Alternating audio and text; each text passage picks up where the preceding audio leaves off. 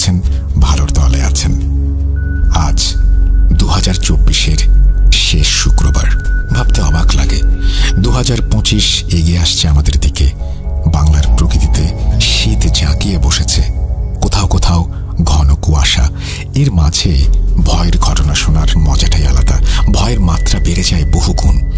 হতাশ করব না আপনাদের। আজকে যিনি ঘটনা পাঠিয়েছেন তার নাম সাবিত আলম, এবং সাবিত আলমের ঘটনা আপনারা সবাই পছন্দ করেন। আর আজকের ঘটনাটার অনেক বিশেষত্ব আছে, সেটা শুনলেই বুঝতে পারবেন। এবং এই ঘটনাটি অনেক অনেক অনেক বড় একটি ঘটনা। প্রথম থেকে শেষ পর্যন্ত শুনবেন আশা করি। ভূত.com-এর পক্ষ থেকে আপনাদের সবাইকে জানাই নতুন বছরের অগ্রিম শুভেচ্ছা, এবং নতুন বছর উদযাপন উপলক্ষে আপনাদের সবার জন্য বিশেষ উপহার। এই জন্যই এত লম্বা একটা ঘটনায় গিয়েছি আমরা। কথা না বাড়িয়ে চলুন ঘটনা শুরু করা যাক। যেভাবে লেখা আছে আমি সেভাবেই শুরু করছি। ঘটনার শুরুতে কিছু কথা পরিষ্কার না করলেই নয়। আজ আপনারা যে ঘটনাটি শুনবেন সেই ঘটনায় দুইটি আমলের কথা বলা হয়েছে।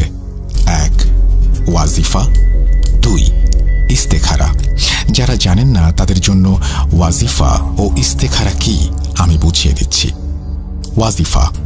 ওয়াজিফা হলো নির্দিষ্ট কোনো উদ্দেশ্য পূরণের জন্য আল্লাহর নাম বা কোরআনের নির্দিষ্ট আয়াতের তেলাওয়াত বা জিকির করা। এটি ইসলামিক প্রথায় বিশেষভাবে আল্লাহর সাহায্য পাওয়ার একটি পদ্ধতি হিসেবে পরিচিত। ওয়াজিফা মূলত এমন দোয়া যেগুলো ধারাবাহিকভাবে বা একটি নির্দিষ্ট সময় ধরে পড়া হয়। এটি সাধারণত ব্যক্তিগত সমস্যা সমাধান বা কোনো প্রয়োজন মেটানোর জন্য করা হয়। উদাহরণ, রিজিক বাড়ানোর জন্য সূরা ওয়াকিয়া পড়া, আল্লাহর 99টি নামের কোনো নাম নির্দিষ্ট সংখ্যায় পড়া। ইস্তেখারা হলো আল্লাহর কাছে সঠিক সিদ্ধান্তের জন্য সাহায্য প্রার্থনা করা। কোনো গুরুত্বপূর্ণ বিষয় যেমন বিয়ে, চাকরি বা বড় কোনো সিদ্ধান্ত নেয়ার আগে ইস্তেখারা করা হয়। এটি রাসূলুল্লাহ সাল্লাল্লাহু আলাইহি ওয়াসাল্লামের সুন্নাহ এবং সঠিক পথে পরিচালিত হওয়ার জন্য এটি অত্যন্ত গুরুত্বপূর্ণ। ইস্তেখারার পদ্ধতি: 2 রাকাত নফল নামাজ পড়া, নামাজ শেষে নির্দিষ্ট দোয়া পড়া। ইস্তেখারা করার পর আল্লাহর কাছে হেদায়েত চেয়ে ধৈর্য ধারণ করতে হয় এবং নিজের অনুভূতি ও পরিস্থিতি বিচার করে সিদ্ধান্ত নিতে হয়। আসসালামু আলাইকুম রাসেল ভাই ও প্রিয় শ্রোতা বন্ধুরা, কেমন আছেন আপনারা? আশা করি আল্লাহর রহমতে আপনারা সবাই খুব ভালো আছেন ও সুস্থ আছেন। আমিও ভালো আছি আলহামদুলিল্লাহ। আমি আপনাদের সবার পছন্দের শো ভূত.com-এর মডারেটর এবং একনিষ্ঠ ভক্ত মোহাম্মদ সাবিত আলম, লিখছি ময়মনসিংহ বিভাগ থেকে। আজ আমি আপনাদের সাথে আবারও হাজির হয়েছি নতুন একটি ঘটনা নিয়ে, যা আমি সংগ্রহ করেছি একজন রিকশাওয়ালা হুজুরের কাছ থেকে। মানুষের জীবন আসলে খুবই অদ্ভুত। যার ঘটনা আজ আমি আপনাদের সামনে উপস্থাপন করছি, তিনি একসময় সচ্ছল একজন ব্যবসায়ী ছিলেন, আর আজ দরিদ্র একজন রিকশা চালক। ওনার ভাষ্যমতে ওনার বর্তমান বয়স প্রায় 60 বছর। গত 22 নভেম্বর ময়মনসিংহে ভূত.com-এর একটি লাইভ স্টোরি টেলিং প্রোগ্রাম অনুষ্ঠিত হয়। প্রোগ্রামটি শেষ করে সবার সাথে চা খেয়ে আমার পরিচিত ছোট ভাই শুভকে নিয়ে আমি নতুন বাজার এলাকায় আসি। এরপর বাসার উদ্দেশ্যে রিকশা ঠিক করে আমি রিকশায় উঠে বসলাম। রিকশায় বসে আমি আমার ভাই সিফাতকে ফোন করে সেদিনের কালেক্ট করা ঘটনাগুলো নিয়ে আলোচনা করছিলাম। তখন রিকশাওয়ালা চাচা রিকশাটা একটু ধীর গতিতে চালানো শুরু করলেন। আমি হাত থেকে ফোন রাখতেই উনি আমাকে বললেন, বাবা, ভূত নিয়ে কি বলছিলে? আমাকে কি বলা যায়? আমি ওনাকে বললাম, চাচা, আমি ভূত.com-এ কাজ করি। ওই যে আগে ভূত FM ছিল, RJ রাসেল। উনি বললেন, হ্যাঁ, উনিও শুনেছেন ভূত FM। এরপর উনি আমাকে ওনার জীবনের কিছু ঘটনা বলার আগ্রহ প্রকাশ করলেন। আমি ওনাকে বললাম, চাচা, রিকশা ঘুরিয়ে কাচারিঘাট নিয়ে যান। আমার কথা মতো কাচারিঘাটে চায়ের দোকানে বসে উনি ওনার জীবনের লম্বা একটি ঘটনা আমার সাথে শেয়ার করলেন। আমি এই ঘটনা নিয়ে শুরুতে কিছুই বলছি না। আজকে ঘটনা শোনার পর এই ঘটনা নিয়ে আপনারা কি মনে করেন সেটা জানানোর দায়িত্ব আমি আপনাদের উপর দিয়ে দিলাম।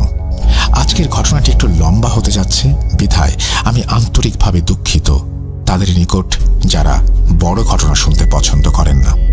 রিকশাওয়ালা চাচার ঘটনা আমি ওনার ভাষাতেই আপনাদের নিকট উপস্থাপন করছি এবং অনিচ্ছাকৃত ভুল ত্রুটির জন্য রাসেল ভাই ও আপনাদের নিকট ক্ষমা প্রার্থনা করছি। বলছেন চাচা, আমার বর্তমান বয়স 60 বছর হয়ে গেছে। আমি তোমাকে আমার নাম বলতে পারবো না। তুমি চাইলে কোনো একটি কাল্পনিক নাম রাখতে পারো আমার। এখন আমি আমার জীবনে এক ভয়ানক অভিজ্ঞতার কথা শেয়ার করব, যা আসলে অনেকটাই পুরাতন, কিন্তু যার এফেক্ট আমার জীবনে এমনভাবে পড়েছিল যে আমি একটা শয়তানকে খুঁজতে মরিয়া হয়ে গিয়েছিলাম এবং আজ নিঃস্ব অবস্থায় পতিত হয়েছি।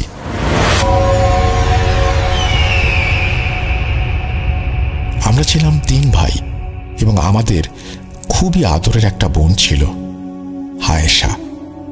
আমরা আগে খুব আধুনিক ছিলাম, কিন্তু যখন থেকে আমাদের বোনের ওপর সেই ভয়ানক ছায়াটির আবির্ভাব হয়, তখন থেকে যেন আমাদের সবার জীবনটা বদলে যেতে শুরু করলো। প্রথমে আমরা ভেবেছিলাম যে তার হয়তো কোনো মানসিক সমস্যা হচ্ছে বা সে মানসিকভাবে অসুস্থ হয়ে যাচ্ছে। আমরা প্রতিদিন নতুন নতুন ডাক্তার খুঁজে বের করতাম এবং তাকে নিয়ে প্রায় দিনই ভিন্ন ভিন্ন ডাক্তারের কাছে যেতাম। কখনো ডাক্তাররা তার কাউন্সেলিং করতেন, কখনো তাকে চিকিৎসার জন্য ওষুধ দিতেন, কিন্তু আয়েশার মাঝে কোনো পরিবর্তন স্পষ্ট হচ্ছিল না। শুরুতেই বলি আয়েশার সমস্যাগুলো আসলে কি ছিল। সে সময়গুলোতে আয়েশার মাথায় নানান ধরনের চিন্তা ঘুরপাক খাচ্ছিল। সে সবসময় বলতো যে আমার মাথায় ইসলামের বিরুদ্ধে অনেক খারাপ চিন্তা আসে, যদিও তার আগ্রহ শুরু থেকে ইসলামের প্রতিই ছিল। এমনকি আমাদের বাড়িতে সেই একমাত্র এমন ছিল যার ধর্মের প্রতি অগাধ বিশ্বাস ও ভরসা ছিল। সে কিছু সূরাও হিফজ করেছিল এবং সে এগুলো ধর্মের প্রতি অনুরাগের জন্যই করেছিল। ধর্মের প্রতি অগাধ ভালোবাসা থাকার ফলে সে কোনো মাদ্রাসায় ভর্তি হয়নি এবং কোনো শিক্ষকও তাকে পড়াননি। সে নিজেই কোরআন পড়ত এবং পড়তে পড়তেই হিফজ করতে শুরু করে। যখন তার বয়স 17 বছর, তখন হঠাৎ একদিন উনি আম্মিকে জানালেন যে ওনার মাথায় ধর্মের বিরুদ্ধে নানান ধরনের খারাপ চিন্তা এবং এগুলো মাথার ভেতর সারাক্ষণ ঘুরপাক খাচ্ছে, যেগুলো সে উপেক্ষা করার চেষ্টা করে কিন্তু পারছে না। তার ভাষায় এমন কিছু একটা আছে যা প্রতিনিয়ত এই খারাপ চিন্তাগুলি তার মাথায় আরো বেশি করে চাপিয়ে দেওয়ার চেষ্টা করে। যেহেতু তার মাথায় এমন খারাপ চিন্তা আসতো, তাই সে ভাবত যে এই সমস্ত ভাবনার জন্য তার গুনাহ হচ্ছে। এই গুনাহ অনুভূতিগুলো তার ডিপ্রেশনের মাত্রা বাড়িয়ে দিতে থাকলো। যখন ডাক্তারদের কাছে তার অসুস্থতার কথা বলতাম, তারা বলতো এখন তাকে বেশি বেশি ব্যস্ত রাখুন, কারণ মানুষের মাথা যত বেশি খালি থাকে তত বেশি খারাপ চিন্তা আসে। কিন্তু আমরা ডাক্তারদের কি বলবো?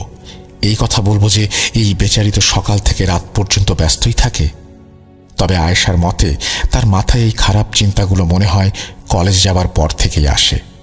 তার ভাষ্যমতে সে যখন কলেজের ক্লাসরুমে ক্লাস করতে বসত, তখন থেকে তার মাথায় নাকি সব চিন্তা এসে ভর করত। এরপর কলেজ শেষ করে যখন সে বাসায় ফিরে আসত, সে আম্মির সাথে রান্নাঘরে কাজ করত, তখনও তার মাথায় এসব খারাপ চিন্তা ঘুরপাক খেত। আস্তে আস্তে সে ধর্ম থেকে দূরে সরে যেতে লাগলো।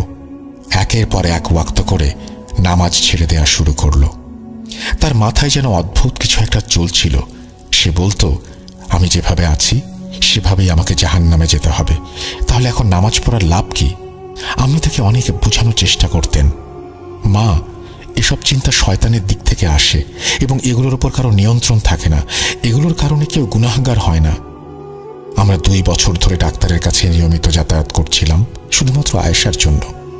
নানান ডাক্তার নানান রকমের ওষুধ, মেডিটেশন প্রেসক্রাইব করতেন। ওনারা কখনো ঘুমের ওষুধ দিতেন, কখনো মানসিক অস্থিতিশীল অবস্থা কিছুটা স্থিতিশীল করার ওষুধ দিতেন। এই ওষুধগুলোর জন্য সে আস্তে আস্তে আরো চুপচাপ হয়ে যাচ্ছিল। কলেজ তো তার আগে থেকেই শেষ হয়ে গিয়েছিল। এখন শুধু সে বাসায় থাকতো আর সারা দিন ঘুমাতো। আর যখন সে ঘুম থেকে উঠত, তখন সে এমন বেশি চুপচাপ হয়ে থাকতো যে মাঝে মাঝে আমাদের মনে প্রশ্ন জাগত, আয়েশা কি আসলেই জীবিত? বাবা, তুমি হয়তো জানো যে কারো বাড়িতে যদি একজন সদস্যেরও আয়েশার মতো অবস্থা থাকে, তাহলে বাড়ির বাকি সদস্যের মাঝে কেমন একটা অস্থিরতা কাজ করে। আয়েশা আমাদের ছোট বোন ছিল। সে আমাদের কোলেই বড় হয়েছে। আমরা তাকে খুব বেশি ভালোবাসতাম এবং তাকে এই অবস্থায় দেখে আমাদের বুকটা ফেটে যেতে লাগলো। আমরা খুব বেশি টেনশনে ছিলাম। আমার ভাইদেরও ব্যবসায় কোনো প্রকার মন বসছিল না।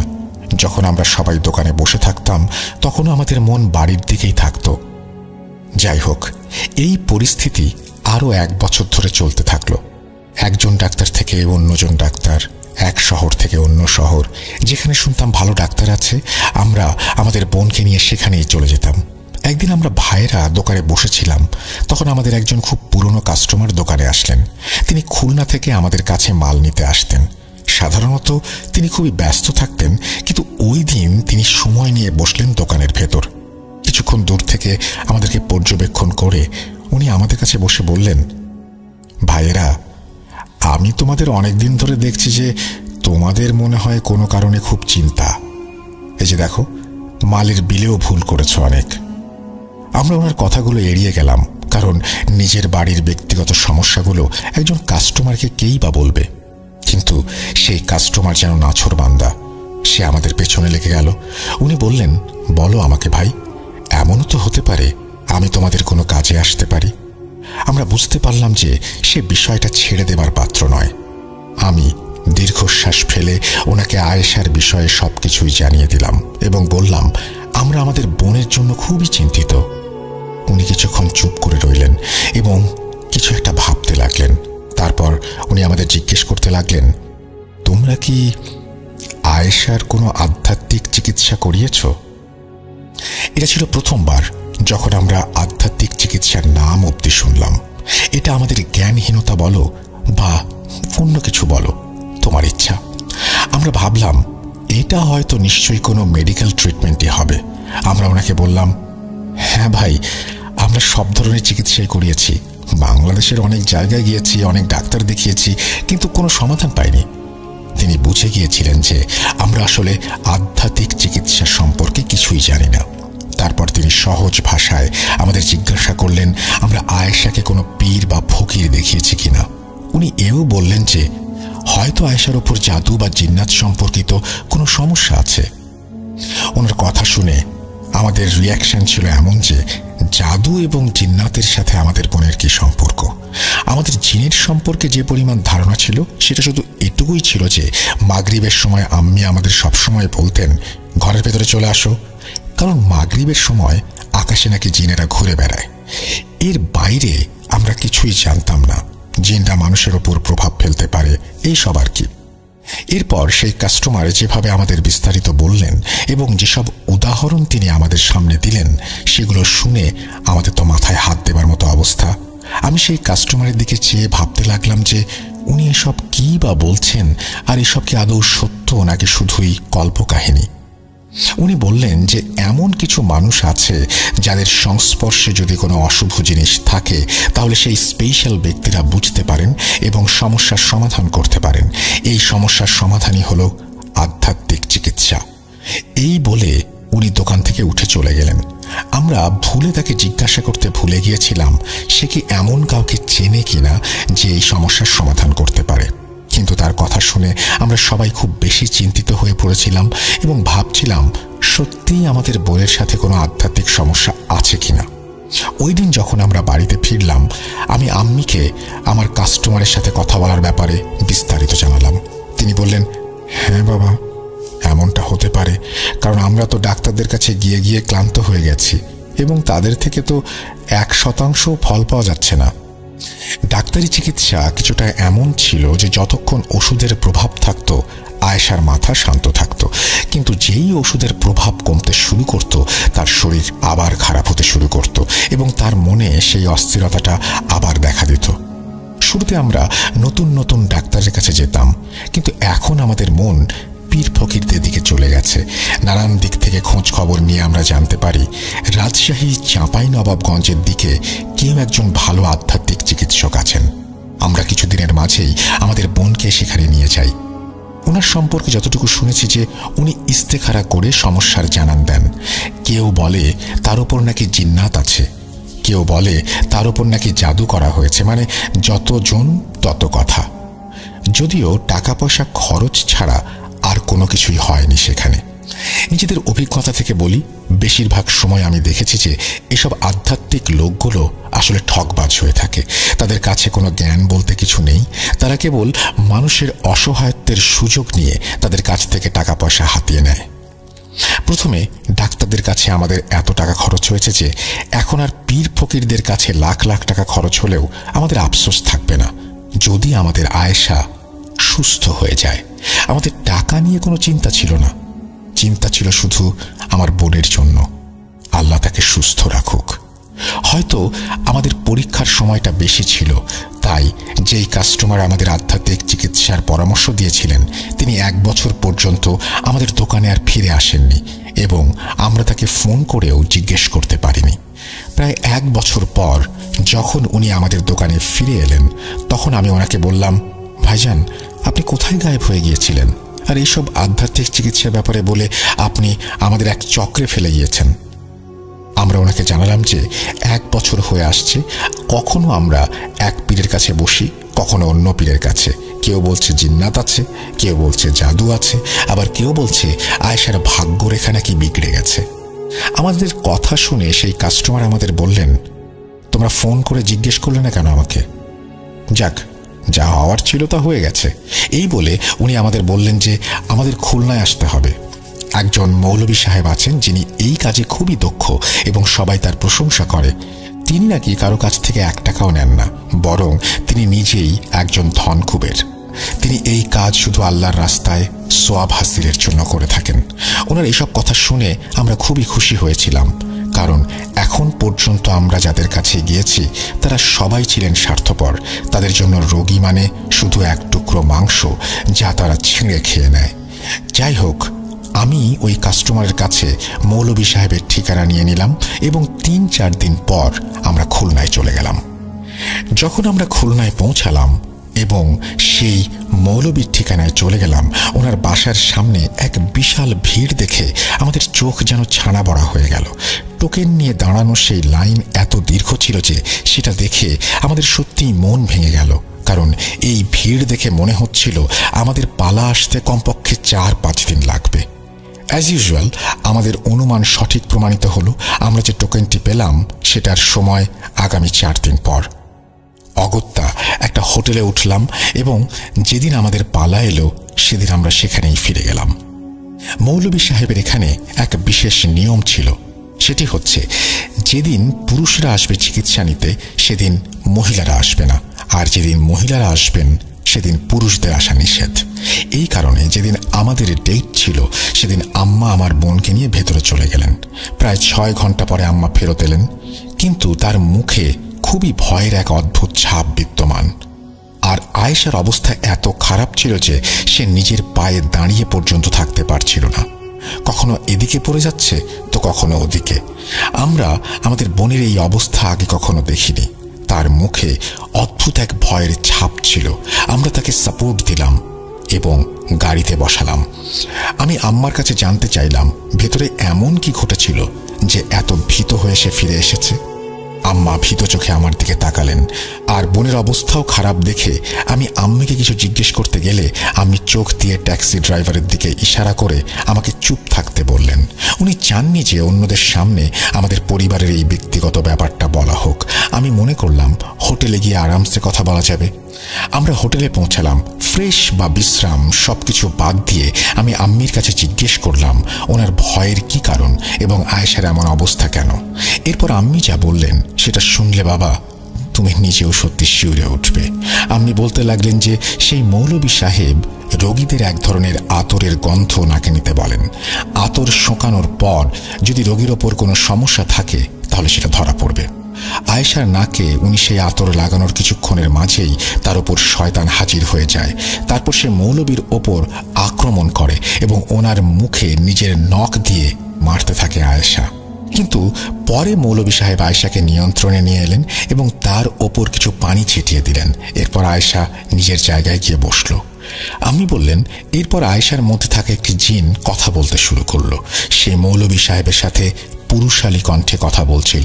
মৌলভী সাহেব সেই জিনটাকে নিয়ন্ত্রণ করার অনেক চেষ্টা করলেন, কিন্তু দুর্ভাগ্যবশত সেই জিন সেখান থেকে পালিয়ে গেল। এরপর মৌলভী সাহেব আম্মিকে বললেন 2 দিন পর আবার আসতে। আম্মির কথা শুনে যখন পেছনে ফিরে দেখলাম তখন আমাদের আয়েশা নিদ্রিত অবস্থায় ছিল। তার মুখে এক নিষ্পাপ আভা বিদ্যমান ছিল। তাকে দেখে আমি আল্লাহর কাছে দোয়া করছিলাম যেন আল্লাহ তার কঠিন সময়কে সহজ করে দেন। এই বেচারি এত কম বয়সে এত সমস্যা সহ্য করছে কিভাবে। আমরা 2 দিন পর আবার সেই মৌলভী সাহেবের কাছে ফিরে গেলাম। পরের দিনও ফিরে এসে আম্মি একই কথা বলেছিলেন যে আয়েশার উপরে জিন হাজির হয়েছিল, কিন্তু সেদিনও জিনটি পালিয়ে যেতে সক্ষম হয়েছে। তৃতীয় দিনও একই ঘটনা ঘটল। এরপর একদিন মৌলভী সাহেবের কাছে আবার আয়েশার জন্য আমরা চিকিৎসা নিতে গেলাম। সেদিন আমি বাইরে দাঁড়িয়েছিলাম আম্মির অপেক্ষায়। আম্মি সেদিন বাইরে এলেন, কিন্তু একা। আমি দ্রুত ওনার কাছে এগিয়ে গেলাম এবং ওনাকে জিজ্ঞেস করলাম যে আয়েশা কোথায়। আম্মি বললেন, তুমি ভেতরে এসো। আমি বললাম, আম্মি, আজ তো এখানে মহিলারা বসে আছেন, আমি মাঝখানে কিভাবে আসব? তিনি বললেন, আমাকে নাকি মৌলভী সাহেব ডেকেছেন। আমি বিস্মিত ও চিন্তিত হয়ে আম্মির সাথে ভেতরে চলে গেলাম। আমি যখন ভেতরে গেলাম তখন দেখলাম মৌলভী সাহেব বসে আছেন, তার চারপাশে মহিলা রোগীদের ভিড়। আমার বোনও তাদের মাঝখানে বসা ছিল। তার অবস্থা দেখে আমিও ভয় পেয়ে গেলাম। তার চুল সামনের দিকে পড়ে আছে, তার মুখ এমনভাবে বাঁধা ছিল যেন সে তার জিভের মধ্যে কাউকে চেপে ধরে আছে। মৌলভী সাহেব হাসি দিয়ে আমাকে নিজের দিকে ডাকলেন। আমি তার কাছে এগিয়ে গেলাম। তিনি আমার হাত ধরলেন এবং আমাকে একটি ঘরে নিয়ে গেলেন। ঘরে গিয়ে তিনি একটি আলমারি খুললেন এবং সেখান থেকে কিছু জিনিসপত্র বের করতে লাগলেন। জিনিসপত্রগুলোর মাঝে ছিল মোমবাতি, আগরবাতি, একটি বড় ছুরি, লোহার বড় বড় নখ এবং অনেক তাবিজ। তারপর উনি বললেন, বাবা, আমি তোমাকে ডেকেছি কারণ হয়তো তোমার আম্মি এই চিকিৎসা বুঝতে পারবেন না। যে জিন তোমার বোনের ওপর আছে সে খুবই শক্তিশালী এবং এর পেছনে কিছু শয়তানি জাদুকরও আছে যারা এটাকে আরো শক্তিশালী করেছে। যদি আমি নিজে এটা নামানোর চেষ্টা করি তবে তোমার বোন বিপদে পড়তে পারে। তাই আমি তোমাকে একটা চিকিৎসার কথা বলছি, তোমাকে এটা খুব মন দিয়ে করতে হবে। এরপর উনি আমাকে আরও বললেন যে আগামী মাসটা আমাদের জন্য খুবই কঠিন হতে চলেছে। যদি আমাদের মধ্যে কেউ বিবাহিত হই এবং যদি আমাদের কারো সন্তান হয় তাহলে তাদের স্ত্রী ও সন্তানদের যেন শ্বশুর বাড়িতে পাঠিয়ে দিই আমরা। কারণ যখন এই চিকিৎসা চলবে তখন বাড়িতে আমাদের রক্তের সম্পর্কের পরিবারের ছাড়া আর কেউ থাকতে পারবে না। যদি থাকে তাহলে তাদের জীবনে আশঙ্কা আছে। এরপর তিনি আমার হাতে সেই আলমারি থেকে বের করা জিনিসগুলো দিলেন আর ধীরে ধীরে সবকিছু বুঝিয়ে দিতে লাগলেন যে কোনটা কিভাবে ব্যবহার করব। আমাকে সবকিছু বুঝিয়ে উনি আমাকে ঘর থেকে বিদায় জানাতে গেলেন। আমি ওনার কাছে জানতে চাইলাম, হুজুর, আয়েশার উপর কি কোনো সমস্যা আছে? আমাকে বলুন দয়া করে। সমস্যা যাই হোক না কেন, আমি শুধু চিকিৎসায় মন দিই এখন। এই জিনিসের জন্য আপনাকে কিছু হাদিয়া দিতে হবে না? হ্যাঁ, হাদিয়া তখনই দিতে হবে যখন তোমার বোন আয়েশা সুস্থ হয়ে যাবে, এর আগে না। হাদিয়াটা কত বা কি? যখন বোন সুস্থ হবে তখন আমার কাছে আসবে, আমার জন্য মন খুলে দোয়া করবে, এটাই হবে হাদিয়া। আমি মনে মনে খুশি হলাম। এরপর আমরা আয়েশাকে নিয়ে ফিরে এলাম আমাদের শহর শেরপুরে। শহরে এসে মৌলভী সাহেবের শিখিয়ে দেওয়া চিকিৎসার যে ধরনগুলো দেখেছিলাম সেগুলো দেখে যথেষ্ট ভয়ঙ্কর মনে হচ্ছিল। ওনার দেয়া লোহার নখগুলো আমাদের পুরো ঘরের কোণে লাগাতে হবে। এছাড়া সাথে তাবিজও ছিল ঘরের কোণে লাগানোর জন্য, আর গলায় পরার জন্য কিছু তাবিজ দিয়ে দিয়েছিল। কিছু তাবিজ এমন ছিল যেগুলোর কাজ ছিল বালতিতে ডুবিয়ে সেই পানি দিয়ে গোসল করা। এই পুরো চিকিৎসাই আয়েশার সুস্থতার জন্য ছিল। হুজুর যেই ছুরিটা আমাকে দিয়েছিলেন তার 2 পাশের অংশে কিছু আরবি অক্ষর লেখা ছিল। আমি তখন বাড়িতে একমাত্র বিবাহিত ছিলাম। আমার আর 2 ভাই ছোট ছিল তখন। আমি আমার স্ত্রী সন্তানদের শ্বশুর বাড়ি পাঠিয়ে দিয়েছিলাম হুজুরের কথা মতো। এই চিকিৎসার একটা শর্ত ছিল যে এই কাজটা জুম্মার দিন থেকে শুরু করতে হবে। আল্লাহর রহমতে আমরা যেদিন বাড়ি ফিরেছিলাম তার পরের দিনই জুম্মা ছিল। আমরা দোকান থেকে বাড়ি ফিরে আসার পর আমি প্রথমে অজু করতে গেলাম চিকিৎসা করার জন্য। আমি আমার ভাইদেরকে তাদের করণীয় কাজ সম্পর্কে জানিয়ে দিয়েছিলাম, যে বিষয়গুলো হুজুর আমাকে আগেই শিখিয়ে দিয়েছিলেন। আমি চেয়েছিলাম যে আমার ভাইরাও এই বিষয়ের জন্য প্রস্তুত থাকুক এবং হঠাৎ করে এমন কিছু দেখে যেন ভয় না পায় যার জন্য চিকিৎসায় কোনো সমস্যা হয়। কারণ হুজুর আমাকে জানিয়ে দিয়েছিলেন যে তারা অর্থাৎ জিনেরা পুরো শক্তি নিয়ে আমাদের বাড়িতে হামলা করবে এই চিকিৎসা চলাকালীন। কিন্তু যদি আমরা সঠিকভাবে চিকিৎসা করতে থাকি ইনশাল্লাহ তারা কিছুই করতে পারবে না। হুজুর আমাকে একটা শর্ত দিয়েছিলেন যে এই চিকিৎসা আয়েশার জন্য আমাকেই করতে হবে। হুজুর আমাকে যা করতে বলেছিলেন সেসব আমি বললে তুমি নিজেই বুঝতে পারবে। প্রথমে মাগরিবের পর আমরা রুমে রুমে আগরবাতি জ্বালিয়ে দিলাম। আগরবাতি জ্বালানোর পর আমি আয়েশার মুখে এক অদ্ভুত চিন্তার ছাপ প্রত্যক্ষ করলাম। সে এক অদ্ভুত পুরুষালী স্বরে আমাকে বলল, তুমি এগুলো কেন জ্বালাচ্ছ ভাইয়া? এই বাড়িটা কি তুমি কবরস্থানে পরিণত করতে চাও? প্রথমত তার এরকম আচরণে অনেক অবাক হয়েছিলাম, কারণ সে আমাকে ভাইজান আর আপনি ছাড়া কথা বলতো না। এরপর আমি তাকে বোঝানোর চেষ্টা করলাম যে এটা হুজুরের চিকিৎসা, যার মাধ্যমে সে সুস্থ হয়ে যাবে। আমি তাকে বোঝালাম যে আমাদের মিলেমিশে কাজটা করতে হবে। আমার কথা শুনে সে নিজের ঘরের দিকে চলে যাচ্ছিল, এই বলতে বলতে যে হুজুর তো পাগলই, আর তুমিও ওর কুসংস্কারের ফাঁদে পড়েছ। তুমিও পাগল। ওর কণ্ঠের স্বরটা খুব কঠোর ছিল। এখন আগরবাতি জ্বালানোর পরে যে কাজটা করতে হবে সেটা হলো তাবিজগুলোকে পানিতে ডুবানো। আমি সেই তাবিজগুলো পানিতে ডুবালাম। আশ্চর্যজনকভাবে বালতির পানির ভেতর থেকে ধোঁয়া বের হতে শুরু করলো। যে ধোঁয়াটা ঠিক তেমন ছিল যেমন গরম কিছু পানিতে ডোবালে শোঁ শোঁ আওয়াজ হয়ে একরকম ধোঁয়া বের হয়। আমি সেই তাবিজের পানি থেকে পানি নিয়ে এক গ্লাস ভর্তি করলাম এবং আয়েশার ঘরে চলে গেলাম। সতর্কতার জন্য আমি আম্মিকেও সঙ্গে নিলাম। যখন আমরা ঘরে ঢুকলাম তখন আয়েশা আরামে শুয়ে টিভি দেখছিল। আমরা একটা অজুহাত বানিয়ে ওর ঘরের ভেতরে গিয়েছিলাম। আমি চাইছিলাম না যে সে জানুক এটা তাবিজের পানি। আমি পানি ভর্তি গ্লাসটা তুলে টেবিলে রেখে দিয়ে বললাম, এটা খাও। সেই গ্লাসটা তুলে ভেতরে দেখতে লাগলো। তারপর হেসে আমার দিকে তাকিয়ে বলল, তুইও ওই বাবার কথায় নাচছিস? যদি ওই বাবার এত জ্ঞানী থাকতো তাহলে আমাকে আগে কেন বের করলো না? তুই যেমন চোরের মতো আমাকে পানি খাওয়াতে এসেছিস, তেমন চোরের মতো হুজুর তোদেরকেও আমার সাথে লড়াই করতে পাঠিয়েছে।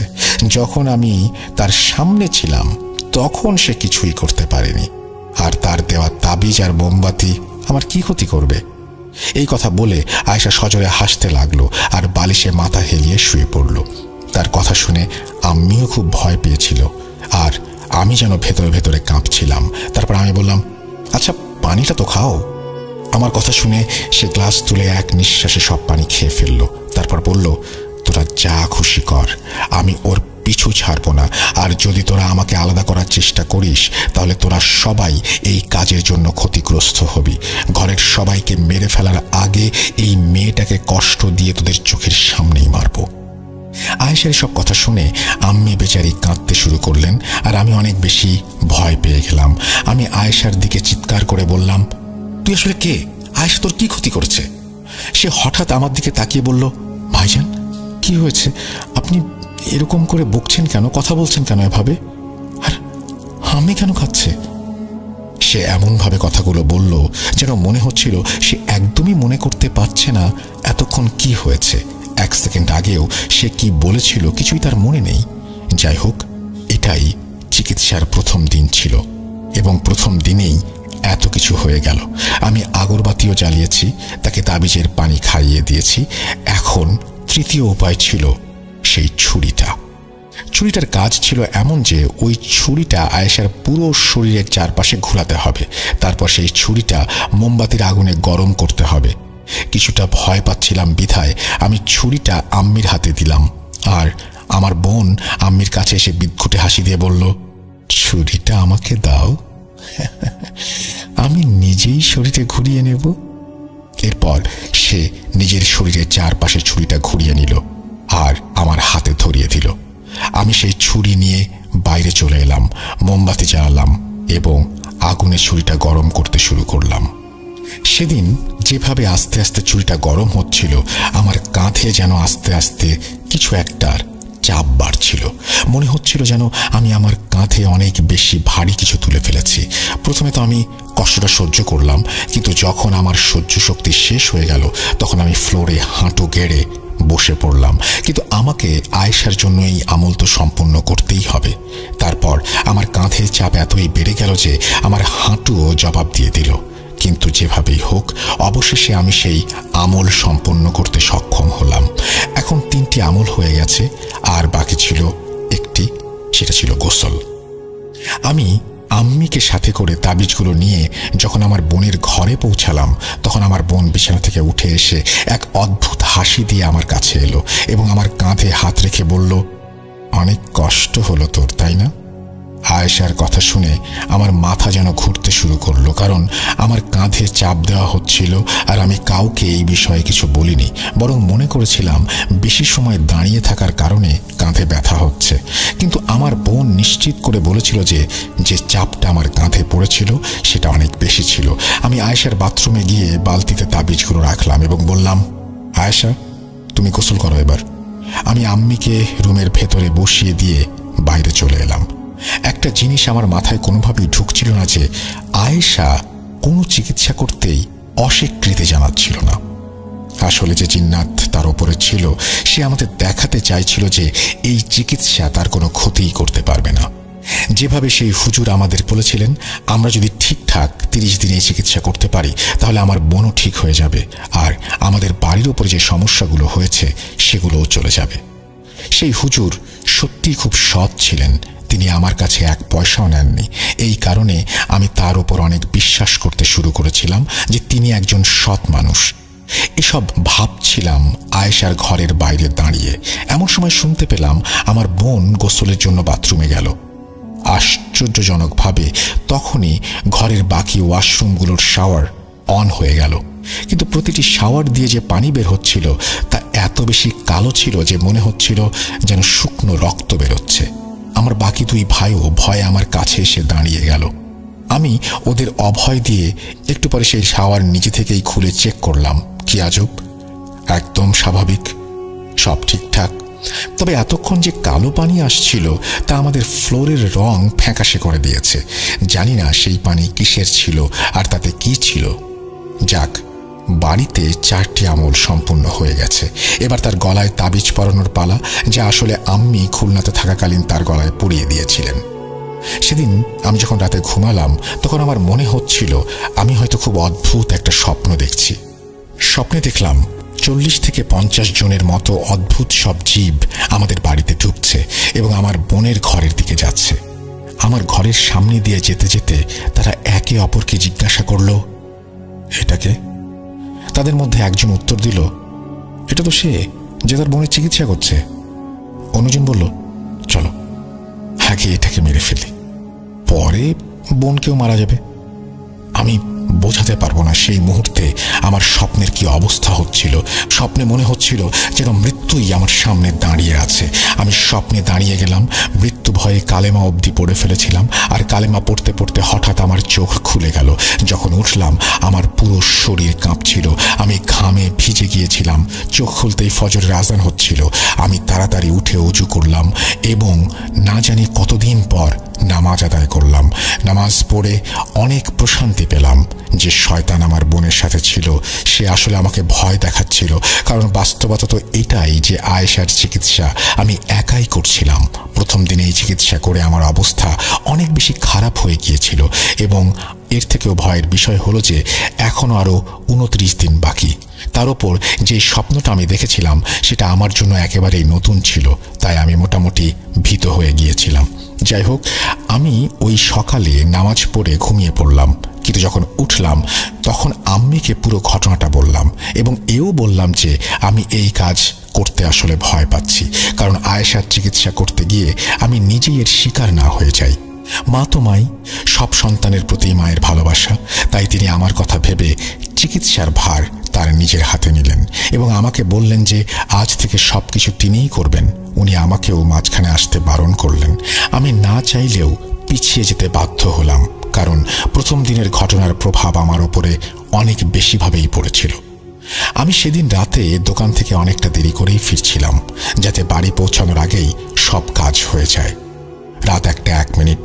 বাড়ি পৌঁছানোর পর আমি একটি নতুন খবর শুনতে পেলাম যে আমার মা আহত হয়েছেন। কি হয়েছে জানতে আমি আমার মায়ের রুমে প্রবেশ করে দেখি আমার মা তখন মেডিসিন নিয়ে ঘুমিয়ে পড়েছেন। আমি তখন আমার ভাইদের জিজ্ঞাসা করলাম যে আম্মির সাথে আসলে কি হয়েছে। তারা বলতে শুরু করলো যে মা মোমবাতির আগুনে ছুরি রাখার কাজ করছিলেন, তখন হঠাৎ করে কেউ পেছন থেকে তাকে ধাক্কা দিয়েছে। মায়ের মাথা দিয়ে মোমবাতিটাকে কেউ আঘাত করেছে। আর যেই ভাইয়ের সামনে এই ঘটনা ঘটেছিল সে বলছিল যে ছুরি আম্মির থেকে মাত্র 1 ইঞ্চি দূরে ছিল। যদি সেই ভাই এগিয়ে এসে আম্মিকে না ধরত তাহলে ছুরিটা মনে হয় আম্মির পেটে ঢুকে যেত। মোমবাতির গরমে আম্মির মাথার কিছু অংশ পুড়ে গেছে। আমি খুলনার মৌলভী সাহেবকে টেলিফোন করলাম এবং বললাম যে এখানে তো এই পরিস্থিতি, খুব খারাপ হচ্ছে। হুজুর আমাকে বকতে লাগলেন, আমি তো তোমাকে বলেছিলাম যে চিকিৎসা করতে, তোমাকে করতে হবে, তুমি কেন এটা তোমার মাকে দিয়েছ? যদি আমি তোমার মায়ের মাধ্যমে চিকিৎসা করাতাম তাহলে আমি তোমাকে ভেতরে ডাকলাম কেন? আমি লজ্জিত হয়ে হুজুরের কথা শুনছিলাম। আমি তাকে বললাম, হুজুর আমি খুব ভয় পেয়েছিলাম, আমার নিজের জীবন নিয়ে আমার চিন্তা হচ্ছিল। তখন হুজুর আমাকে বললেন, বাবা তুমি চিন্তা করো না, আমি তোমার হিফাজত করে দিয়েছি। ওইসব জিনিসগুলো তোমাকে ভয় দেখাতে পারে কিন্তু তোমার কোনো ক্ষতি করতে পারবে না। যখন হুজুর আমাকে সাহস দিলেন তখন আমার মধ্যে কিছু সাহস জন্ম নিল। আমি মনে মনে ঠিক করে নিয়েছিলাম যে যতগুলো আমল করতে হবে আমি নিজে আমার বোনের জন্য করব। পরের দিন আমি দোকান থেকে তাড়াতাড়ি বাসায় চলে এলাম। আবার সেই একইভাবে আগরবাতি জেলে বোনকে তাবিজের পানি দিলাম। সেদিনও আমার বোন তেমন করেই কথা বলছিল যেমনটা সে শুরুর দিন বলছিল। আমার আমল যখন প্রায় শেষ তখন হঠাৎ করে আমার আম্মির গলা ভেসে এলো, বাবা তাড়াতাড়ি ভেতরে আয়, রান্নাঘরে আগুন লেগেছে। আমি সে আমল অসম্পূর্ণ রেখেই রান্নাঘরে দৌড়ে গেলাম, কিন্তু রান্নাঘরে তো কোনো আগুনও দেখলাম না, আম্মিকেও না। তখন আমি আয়েশার ঘরের দিকে এগোলাম। ওখানে আম্মি শুয়েছিল। আমি আম্মিকে জিজ্ঞেস করলাম যে উনি আমাকে ডেকেছিলেন কিনা। আম্মি এক কথায় উত্তর দিলেন, না। এরপর আয়েশা হাসতে লাগলো। আমি বেশ ভয় পেয়ে গেলাম। সে আমাকে বলল যে আম্মির গলায় ওই আওয়াজ নাকি আমাকে সেই দিয়েছিল। তারপর আমি আবার আমলের কাজগুলো মন দিয়ে করলাম এবং কাজ সম্পূর্ণ করলাম। এখন যদি ছোট ছোট ঘটনাগুলো বলতে থাকি তাহলে এই ঘটনা অনেক বেশি লম্বা হয়ে যাবে। সবাই হয়তো একটা জিনিস বারবার শুনে বিরক্ত হয়ে যাবে, কারণ প্রতিদিনই প্রায় একই রকম ঘটনা ঘটছিল। আমি যখন আগরবাতি জ্বালাতাম কেউ তা নিভিয়ে দিত, আর যখন মোমবাতি জ্বালাতাম কেউ মোমবাতি নিভিয়ে ফেলত। আয়েশার ওপর জিন্নাতটি হাজির হলে সে হুজুরকে গালিগালাজ করত। এখন আমি যা বলতে যাচ্ছি তা হলো 8টি বড় ঘটনা যা এই চিকিৎসার সময় আমাদের সাথে ঘটেছিল। আমি যে ঘটনাটি বলছি সেটা খুবই ভয়ানক প্রভাব ফেলেছে আমার জীবনে। প্রথম ঘটনা আমার সাথে ঘটেছিল যখন আমি একটা মোমবাতির ওপর ছুরি দিয়ে দাঁড়িয়েছিলাম। হঠাৎ মনে হলো পেছন থেকে কেউ আমার কাঁধে হাত দিয়েছে আর আমাকে পেছনের দিকে টেনে নিয়ে যাচ্ছে। আমি কিছু বুঝে ওঠার আগেই ছুরি আমার হাত থেকে পড়ে গেল আর আমিও পেছনে ছিটকে পড়লাম। মাথায় আঘাত পেলাম। যখন দেখলাম সেটা ছিল এক ছোট ভাই।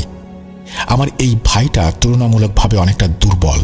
সে সামান্য একটা মিষ্টির জার খুলতে আমার সাহায্য নিত। সে আমাকে কাঁধে করে পেছনে ফেলে দেবে, এত জোর কিভাবে তো শক্তি এলো তার ভেতর। সে আমাকে ফেলে দিয়ে নিজের হাতে সেই ছুরি তুলে নিল এবং আমার উপরে হামলা করতে লাগলো। সে আমাকে ছুরি দিয়ে মারার চেষ্টা করছিল। আমি তার হাত ধরেছিলাম আর হাতের শক্তি এত বেশি ছিল যে আমার মনে হচ্ছিল আমি বেশিক্ষণ তাকে আটকে রাখতে পারবো না। আমার অন্য ভাই যে তখন অন্য ঘরে ছিল আমার আওয়াজ শুনে সে দৌড়ে বেরিয়ে এলো। সে আমার ছোট ভাইকে ধরে টেনে নিল, কিন্তু আমার ছোট ভাই তারও নিয়ন্ত্রণে আসছিল না। আমার আম্মু এবং মেজো ভাই মিলে আমার ছোট ভাইকে ধরে আটকে ফেললেন। আমি কোনো রকমে জান বাঁচিয়ে নিজের ঘরে গিয়ে শুয়ে পড়লাম। বাড়ি থেকে শুনতে পাচ্ছিলাম আয়েশার হাসির আওয়াজ। সে বলছে যে তোমার হুজুর তো বলেছে তোমার কিছু হবে না, সে তো তোমার হেফাজত করে দিয়েছে, কিন্তু ভাই আজ তো তুমি মরতে মরতে বাঁচলে। আমি ওই রাতে আবার হুজুরকে ফোন করে বললাম, আপনি তো বলেছিলেন যে আপনি আমার হেফাজত করে দিয়েছেন, কিন্তু আজ তো আমাকে সে মারতে চেয়েছিল। হুজুর বললেন, এই হেফাজত মানে হচ্ছে যে ওই জিনিসগুলো নাকি আমার উপর সরাসরি আক্রমণ করতে পারবে না। এই কারণে নাকি সে আমার উপর আক্রমণ করতে আমার ভাইকে ব্যবহার করেছে। উনি এও বললেন যে আমি যেহেতু আমল করছি, যখন আমল করব তখন আমাকে একটু সাবধান হতে হবে, আর আমার ভাইদের ওপরেও যেন আমি একটু নজর রাখি। এই ঘটনার পরে কিছু ছোটখাটো ঘটনা ঘটতে থাকে। তারপর আরেকটা খুবই বিপজ্জনক ঘটনা আমার সাথে ঘটে। যেদিন আমি ছুরি দিয়ে আমল করলাম, সকালে যখন আমি উঠলাম তখন আমার পায়ে কিছুটা ব্যথা অনুভব করলাম। যখন আমি প্যান্টের এক পা ওপরে তুললাম, আমি দেখলাম আমার ডান পায়ে 2-3টা কাটা দাগ। কাটা দাগগুলো খুব গভীর ছিল এবং সেখান থেকে রক্ত বেরোচ্ছিল। আমি দৌড়ে ওয়াশরুমে গেলাম এবং আমার ক্ষতস্থান পরিষ্কার করলাম। যখন কাপড় বদলে ওয়াশরুম থেকে বের হলাম তখন টেলিফোনে আমার স্ত্রীর ফোন এলো। আমি কল ধরতেই সে বলল, আমাদের ছেলের পায়ে 2-3টা কাটা দাগ হয়েছে। নিজের সীমা পর্যন্ত তো ঠিক ছিল, কিন্তু এটা কিভাবে সম্ভব যে আমার ছেলের পায়েও কাটা দাগ আসবে? ছেলের কথা শুনে আমি নিজের ক্ষতের কথা ভুলে গেলাম। সোজা দৌড়ে শ্বশুর বাড়ি চলে গেলাম।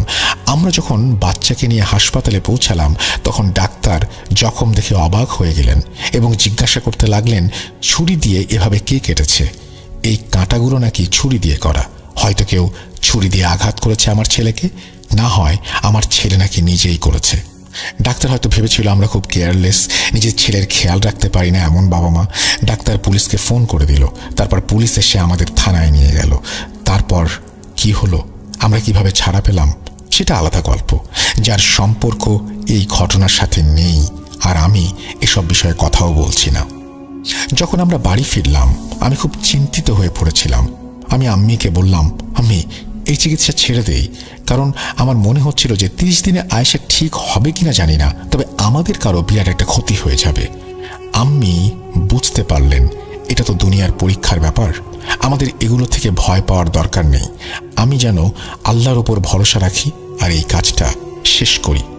উনি আয়েশার দিকে একটু তাকাতে বললেন, যদি আমরা চিকিৎসা নিতে পিছিয়ে যাই তাহলে এই মেয়েটার জীবনটাই নষ্ট হয়ে যাবে, ওর ভবিষ্যৎ কি? আমি আম্মিকে বললাম, ওনার কথা পুরোপুরি সঠিক, আমিও তো সবার সামনে এই কাজটা করছি, কিন্তু এখন পরিস্থিতিটা এমন, আমার বাচ্চার ক্ষতি করতে আসছে এরা।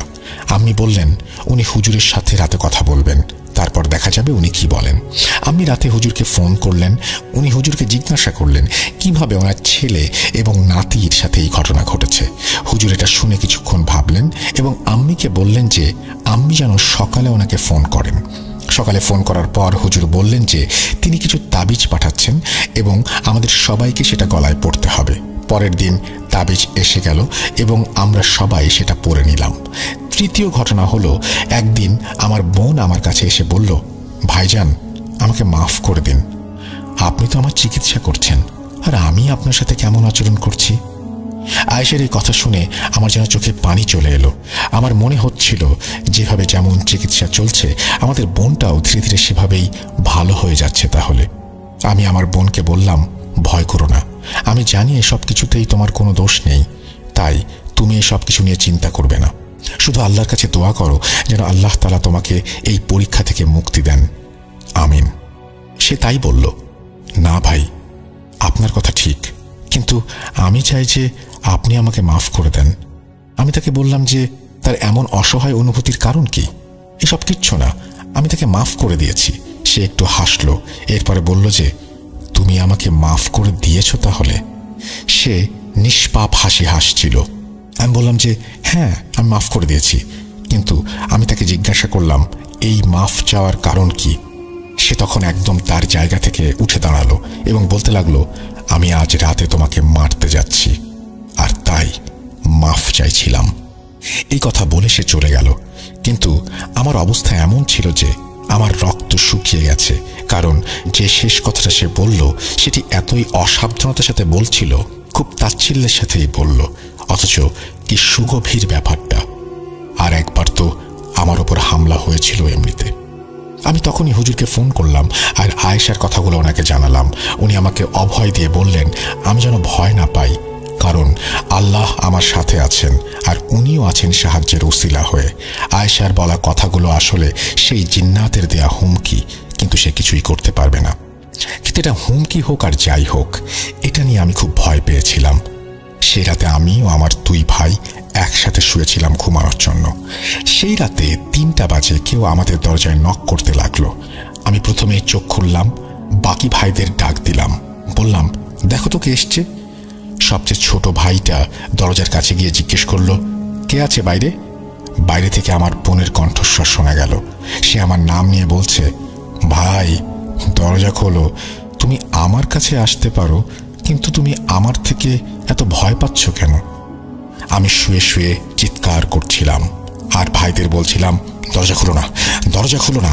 কারণ যখন সেই বোন স্বাভাবিক থাকতো তখন সবকিছু ঠিকঠাক থাকতো, কিন্তু যখন তার উপরে অস্বাভাবিক কিছু আসতো তখন সে কিছুই মনে রাখতো না। কিছুক্ষণ দাঁড়িয়ে সে আওয়াজ করছিল, তারপর চলে গিয়েছিল। সে বাকি 2 ভাইদের কথা বাদ দিয়ে শুধু আমার ওপর আক্রমণের কথা চিন্তা করছিল। আমি এর কারণও জানি। তার উদ্দেশ্য ছিল আমাকে এত ভয় দেখানো যাতে আমি এই চিকিৎসা ছেড়ে দেই। 1-2 দিন পরে আমার ছোট ভাই এসে বলল যে আমি ঘরের ভেতর অন্য কিছুর অস্তিত্ব অনুভব করছি কিনা। আমি তাকে বললাম, আমি তো অনেক কিছুই অনুভব করছি, কিন্তু সে কি অনুভব করছে সেটা জিজ্ঞেস করলাম। সে বলল, ভাই ঘরের ভেতর এক ধরনের ছায়া অনুভব করি, আর ঘরে কারো উপস্থিতির অনুভূতিও হচ্ছে। আমি তাকে বললাম, এসব কিছু না, আমাদের বাসায় তো রিসেন্টলি অনেক কিছুই ঘটেছে। আমি তাকে এসব নিয়ে ভাবতে বারণ করলাম। আমি নিজেও অনুভব করেছিলাম যে আমাদের মধ্যে অনেক বেশি চিড়চিড়ে ভাব ধরেছে। হয়তো এটা ঘুমের অভাবের জন্য হতে পারে, আর সেই এক ধরনের চাপ ছিল আমার ওপর। আমার মন কখন জানি আমাকে আক্রমণ করে বসে। যদিও হুজুর যখন আমাদের তাবিজ পাঠিয়েছিল এবং আমরা সেটি গলায় পড়েছিলাম, তখন থেকে আমার ওপর কোনো আক্রমণ হয়নি। ওই 30 দিনে যা কিছু ঘটেছিল তা সত্যি অনেক ছিল। আমার পানির গ্লাস সকালে রক্তে পূর্ণ থাকতো, আমার জামা কাপড় আলমারিতে কাঁটা অবস্থায় পাওয়া যেত। আমি এমন স্বপ্ন দেখতাম যে আমাকে অ্যান্টি ডিপ্রেশন ট্যাবলেট খেতে হতো। যখন 30 দিন পূর্ণ হতে চলেছে, আমি আবার হুজুরকে ফোন করলাম এবং বললাম, আগামীকাল 30 দিন পূর্ণ হচ্ছে, এখন বলুন কি করতে হবে। হুজুর বললেন, বাবা কাল শেষ দিন, কাল তোমার আমল সম্পূর্ণ করতে হবে। তারপর যত তাবিজ, মোমবাতি এবং ছুরি তোমার কাছে আছে সবকিছু পরের দিন ফজরের আগে আগে কবরস্থানে দাফন করতে হবে। কারণ তুমি যে 30 দিন এই কাজ করতে পরিশ্রম করেছো সেটা আসলে কিছুই নয়। আসল কাজ হলো এগুলো তোমাকে যেভাবেই হোক দাফন করতে হবে। আর এই কাজে এই জিন্নাত অনেক ধোঁকা দেওয়ার চেষ্টা করবে এবং এমন কিছুও ঘটতে পারে যা তুমি বুঝতে পারবে না। যদি তুমি ফজরের আগে এই জিনিসগুলো কবরস্থানে না পতো তাহলে বুঝে নেবে আমরা এই কাজে ব্যর্থ হয়ে গেছি। এখন আমি যেহেতু অনেক কিছু দেখেছি, সেহেতু আমার জন্য এটা কি আর কঠিন কাজ ছিল। আমি ভেবেছিলাম 2 ভাইকে নিয়ে যাব এবং ফজরের আগে এই কাজগুলো করে ফেলবো, পুঁতে দিয়ে আসবো সবকিছু কবরস্থানে। সেই সন্ধ্যায় আমার স্ত্রীর ফোন এলো, তুমি কি ভুলে গেছো যে আজ আমাদের ছেলের জন্মদিন? বউয়ের কথা শুনে আমারও মনে পড়ল যে আজ ছেলের জন্মদিন। এই টেনশনের কারণে আমি তো সবকিছুই ভুলে গিয়েছিলাম। আমার স্ত্রী বলেছিলেন যে দূরে থাকতে আমার ছেলের খুবই সমস্যা হচ্ছে, আর আজও সে আমার সাথে দেখা করতে চেয়েছে। আজ তো তার জন্মদিন, তাই কিছু উপহার ইত্যাদি নিয়ে আসতে এবং কেক কেটে তার আনন্দ যেন আমি বাড়িয়ে দেই সেই জন্য তিনি অনুরোধ করলেন। কিন্তু আমার তো একদমই মন চাইছিল না এই সব কিছু করতে। এই 30 দিনে আমার অর্ধেক প্রাণ বেরিয়ে গেছে। যদি বোনের প্রতি ভালোবাসা না থাকতো তাহলে আমি মরে গেলেও এই কাজটা করতাম না। তবু আমি আমার স্ত্রীকে বললাম, যদি সম্ভব হয় তাহলে চলে আসবো, কারণ আজ তো কবরস্থানে যেতে হবে, এই বিষয়গুলোর সমাধানও করতে হবে। এই বলে আমি ফোন রেখে দিলাম। কিছু সময় পরে আমার ছেলের ফোন এসে গেল, বাবা আজ তো আমার জন্মদিন, আজ তো তুমি আসো। আমার অবুঝ ছেলেটা যে ভালোবাসা নিয়ে আমাকে ডাকছিল, সেই ডাক উপেক্ষা করা আমার সম্ভব না। আমি গোসল করে প্রস্তুত হলাম। ভাইদের বলে দিয়েছিলাম যে আমি শুধু জন্মদিনে গিয়ে ফিরে আসব, তারপর আমরা সবাই মিলে কবরস্থানে দাফন করব সবকিছু। আমি আগে থেকেই হুজুরকে জিজ্ঞাসা করেছিলাম যে আমি কি কোনো ভাইকে পাঠিয়ে সব দাফন করতে পারি। তিনি বলেছিলেন, না, যিনি কাজ করেছেন কেবল তিনি এসব দাফন করতে পারবেন। যাই হোক, আমি আমার ছেলের জন্মদিনে চলে গেলাম। সেখানে অনেক হট্টগোল ছিল, তার কাজিনরাও এসেছিল। আমি অতিথিদের সঙ্গে মিশে গেলাম। 30 দিন আমার যে টেনশন ছিল সেটা একটু হলেও কমে গেল। অনেক রিলিফড অনুভব করছিলাম। রাত 11টায় আমি আমার স্ত্রীকে বললাম, আমি এখন চলে যাচ্ছি, কাল এসে তোমাদেরকে নিয়ে যাব। এই বলে আমি গেটের দিকে ফিরে গেলাম। আর আমি যখন মেইন গেটের দরজা খুললাম তখন পেছন থেকে একটা ছেলে ডাকতে লাগলো। সে দৌড়ে এসে বলল, আঙ্কেল, আপনার ছেলে অজ্ঞান হয়ে গেছে। আমি দ্রুত ভেতরে গেলাম, দেখলাম ছেলে মাটিতে পড়ে আছে। আমি স্ত্রীকে জিজ্ঞাসা করলাম, ওর কি হয়েছে? এখনই তো ভালো ছিল। সে বলল সে কিছুই বুঝতে পারছে না কি হয়েছে ছেলের। আমরা তার মুখের ওপর পানি ছিটাতে লাগলাম, কিন্তু যখন সে সজাগ হয়নি তখন আমি আমার বউকে নিয়ে হাসপাতালে দৌড়ালাম। হাসপাতালে পৌঁছানোর পর ডাক্তাররা তাকে পরীক্ষা করলেন এবং বললেন ওর হার্টবিট খুব ধীরে চলছে, ওকে তাড়াতাড়ি আইসিইউতে নিতে হবে। আমি আর আমার বউ তো আমাদের সারা হুঁশ জ্ঞান সব হারিয়ে ফেলেছিলাম। আমার ভালো ছেলে যে পুরোপুরি স্বাভাবিক ছিল হঠাৎ করে অজ্ঞান হয়ে গেল এবং এখন আইসিইউতে শুয়ে আছে। আমি আমার বউ দুজনেই কাঁদছিলাম। আমাদের চারপাশে কি হচ্ছে কিছুই বুঝতে পারছিলাম না। আমার হুঁশ তখন ফিরল যখন আজান হলো। আমি হাসপাতালে টেলিফোন করে, বাসায় ফোন করে আমার আম্মি ও ভাইদের আমার ছেলের কথা জানালাম। আমার ভাই আমাকে বলতে লাগলো, ভাই তুমি কই? আমি তাকে সব কথা বললাম। সে বলল, এখানে বোনের অবস্থা খুব খারাপ। আমি বললাম, সকল জিনিস তুলে নাও আর কবরস্থানে নিয়ে দাফন করে দাও। ভাই আমাকে জানাতে লাগলো যে জিনিসগুলো কোথায়, সে কিছুই খুঁজে পাচ্ছে না। আমি তাকে বললাম সে আলমারিতে যেন দেখে, আমি সেখানেই রেখেছিলাম। সে বলল অনেকবার দেখেছে, কিছুই পাওয়া যায়নি। আমি কথা বলছিলাম এমন সময় ডাক্তার সাহেব বেরিয়ে এলেন এবং হেসে বললেন, আপনার ছেলের জ্ঞান ফিরে এসেছে। কিন্তু অন্যদিকে ভাই চিৎকার করছিল, বোনের অবস্থা খুব খারাপ, আমরা হাসপাতালে নিয়ে যাচ্ছি। আমি তাড়াতাড়ি কলটা কেটে দিলাম এবং ডাক্তার সাহেবকে প্রশ্ন করতে লাগলাম আসলে তার কি হয়েছে। ডাক্তার বললেন ওনারা তাকে পরীক্ষা করেছে, এখনো কোনো কিছু নিশ্চিত করে বলতে পারছে না। তবে এমন কিছু আলামত পাওয়া যায়নি যেটার কারণে তার অবস্থা এত খারাপ হয়ে গিয়েছিল। আমি আমার বউকে আর শালাকে বললাম, তোমরা এখানেই থাকো, আমি আমার বোনকে দেখতে যাচ্ছি, তার অবস্থা খুব খারাপ। কিন্তু আমি যখন অন্য হাসপাতালে পৌঁছালাম তখন আমার বোন এই পৃথিবী ছেড়ে চলে গিয়েছে। আমরা পোস্টমর্টম করতে রাজি হলাম না, কারণ আমরা তো জানতাম তার মৃত্যুর কারণ কি ছিল। এখন এসব দুনিয়ার ব্যাপার স্যাপার জানার পর আমাদের কিছুই করার ছিল না। আমরা সবাই খুব শোকাতর ছিলাম। আর তারপর থেকেই ওই হুজুরের সাথে আমাদের কোনো যোগাযোগ হয়নি। 2-3 মাস পরে আমি খুলনা গেলাম। একদিন আমি হুজুরের সঙ্গে দেখা করতে গেলাম। যখন আমি তার কাছে পৌঁছালাম সে তার জায়গা থেকে উঠল এবং আমাকে আসতে বলল। সে বলতে শুরু করলো সে জানে আমার বোনের সাথে কি হয়েছে এবং সবকিছু আমার একটি ছোট ভুলের জন্য হয়েছে। আমি বললাম, হুজুর, ওই রাতে তো আমার বাচ্চাটা প্রায় মারাই যাচ্ছিল, তাকে আইসিইউ অবধি নেওয়া হয়েছিল। তিনি বললেন এটা তারই, অর্থাৎ সেই জিন্নাতেরই কাজ ছিল এবং সে এতে সফল হয়েছে। আসলে হুজুর ঠিকই ছিলেন, কারণ যখন আমার ছেলের সম্পূর্ণ বডি চেক আপ করা হয় তারপরে যে রিপোর্ট এসেছিল সেখানে সবকিছু স্বাভাবিক ছিল। যখন আমি রিপোর্ট দেখলাম তখন ডাক্তারদের ওপর অনেক চাপ দিয়েছিলাম আর বলেছিলাম সত্যি বলতে যে ওই রাতে আমার ছেলের সাথে কি হয়েছিল। তারা বিরক্ত হয়ে বলেছিল তারা সব পরীক্ষা করে দেখেছে আর সব কিছুই নর্মাল, কিছুই হয়নি, মনে হয় দুর্বলতার কারণে অচেতন হয়ে গিয়েছিল। আমি জানতাম ডাক্তাররা অজুহাত বানাচ্ছে, কারণ যখন তাদের কাছে কিছু থাকে না তখন সবকিছু দুর্বলতা আর স্ট্রেসের ওপরে ফেলে দেয়। যে জিন্নাত আমার বোনের ওপর ছিল সে আমার ছেলের সাথে এই কাজ করে আমার মনোযোগ সেই দিকে নিয়ে গিয়েছে আর আমরা সেই চিকিৎসা সম্পন্ন করতে পারিনি। আমি এরপর বলেছিলাম আমি সেই জ্ঞান অর্জন করতে চাই জিন্নাতের বিরুদ্ধে যুদ্ধ করার জন্য। আমি চাই যেভাবে আমি আমার বোনকে হারিয়েছি কেউ যেন এই কষ্টের মধ্যে না পড়ে। হুজুরও রাজি হয়ে গেলেন এবং আমি পরের 6 মাস তাদের সাথে কাটালাম। তারা আমাকে অনেক কিছু শেখালেন আর কাজও করালেন এবং 17 মাস পরে আমি এতটা সক্ষম হয়ে গেলাম যে মানুষের চিকিৎসা করতে পারি। তারপর আমার অবস্থাও যেন বদলে গেল। আমি দাঁড়িয়ে রাখলাম, 5 ওয়াক্ত নামাজি হয়ে গেলাম, সবসময় কুর্তা পায়জামা পরা অবস্থায় থাকলাম, মাথায় নামাজের টুপি থাকতো সবসময়। বাড়ির লোকেরা আমার চেহারা দেখে অবাক হয়ে গিয়েছিল। ধীরে ধীরে আমার ভাইরাও দাঁড়িয়ে রাখতে শুরু করলো এবং তাবলিগ জামাতে যোগ দিল। এরপর 5 বছর এভাবেই কাটলো। আমি মানুষের চিকিৎসা করতে এগিয়ে গিয়েছিলাম। সেই ওয়াজিফার কথা আমি চিৎকার করে বলতাম যে আমি শিখেছিলাম। যখনই কোনো রোগী আমার সামনে আসতো আমি সেই ওয়াজিফা মনে মনে 2 বার বলতাম। তারপর আমাকে স্পষ্ট সংকেত দিত এর কোনো রোগ আছে কি নেই, আর সেই সংকেত সবসময় 100% সঠিক হতো।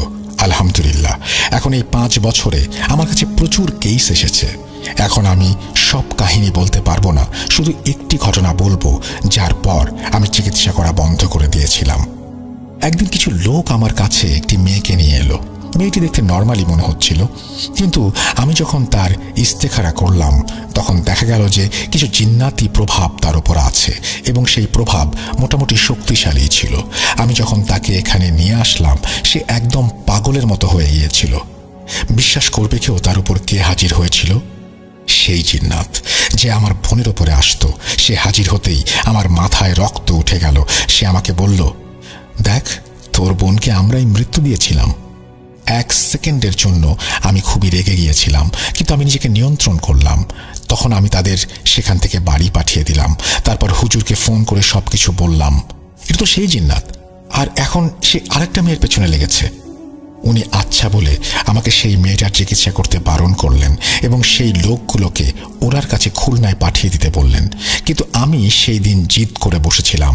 আমি হুজুরকে বলেছিলাম, হুজুর, আমি একে ছাড়ব না। আসলে আমি নিজেই এই জিন্নাতের থেকে প্রতিশোধ নিতে চাইছিলাম এবং আল্লাহ আমাকে সেই সুযোগটাও করে দিলেন। হুজুর আমাকে বোঝাতে লাগলেন, বাবা, তুমি এত শক্তিশালী নও যে এর মোকাবেলা করতে পারবে। কিন্তু আমি জিদ ধরে রইলাম। তখন হুজুর চুপ করে গেলেন এবং আমাকে কিছু উপদেশ দিলেন যে আমি যেন 3 দিন ব্যাপী ওনার শিখিয়ে দেয়া সেই ওয়াজিফা পড়ি। ওনার কথা মতো 3 দিন আমি ওনার শিখিয়ে দেয়া ওয়াজিফা পড়লাম। 3 দিন পরে আমি সেই মেয়েটার পরিবারকে ডাকলাম এবং বললাম তারা যেন মেয়েটাকে নিয়ে আসে। তারা আমার শহরেরই বাসিন্দা ছিল। আমার কাছে এসে মেয়েটা ঘরে ঢুকলো। তখনই উদ্ভট আচরণ করতে শুরু করলো। আমাকে নানানভাবে খারাপ কথা বলতে লাগলো। আমাকে বলল, দেখ, তুই তো তোর বোনকেও মেরে ফেলেছিস, এবার এই মেয়েটাকেও মারবি। সে আমার চুল ধরে ভৎসনা করতে লাগলো আর নিজের মনে বিড়বিড় করে কি যেন পড়তে লাগলো। তার চিৎকার চেঁচামেচি অনেক দূর পর্যন্ত শোনা যাচ্ছিল। তার চিৎকার শুনে আমাদের এলাকার লোকজন আমাদের বাড়ির বাইরে এসে দাঁড়িয়ে গিয়েছিল। আমি 5 ঘন্টা ধরে লাগাতার কাজ করতে লাগলাম, আর আমার ওপরেও কেমন একটা উন্মাদনা চেপে বসেছিল।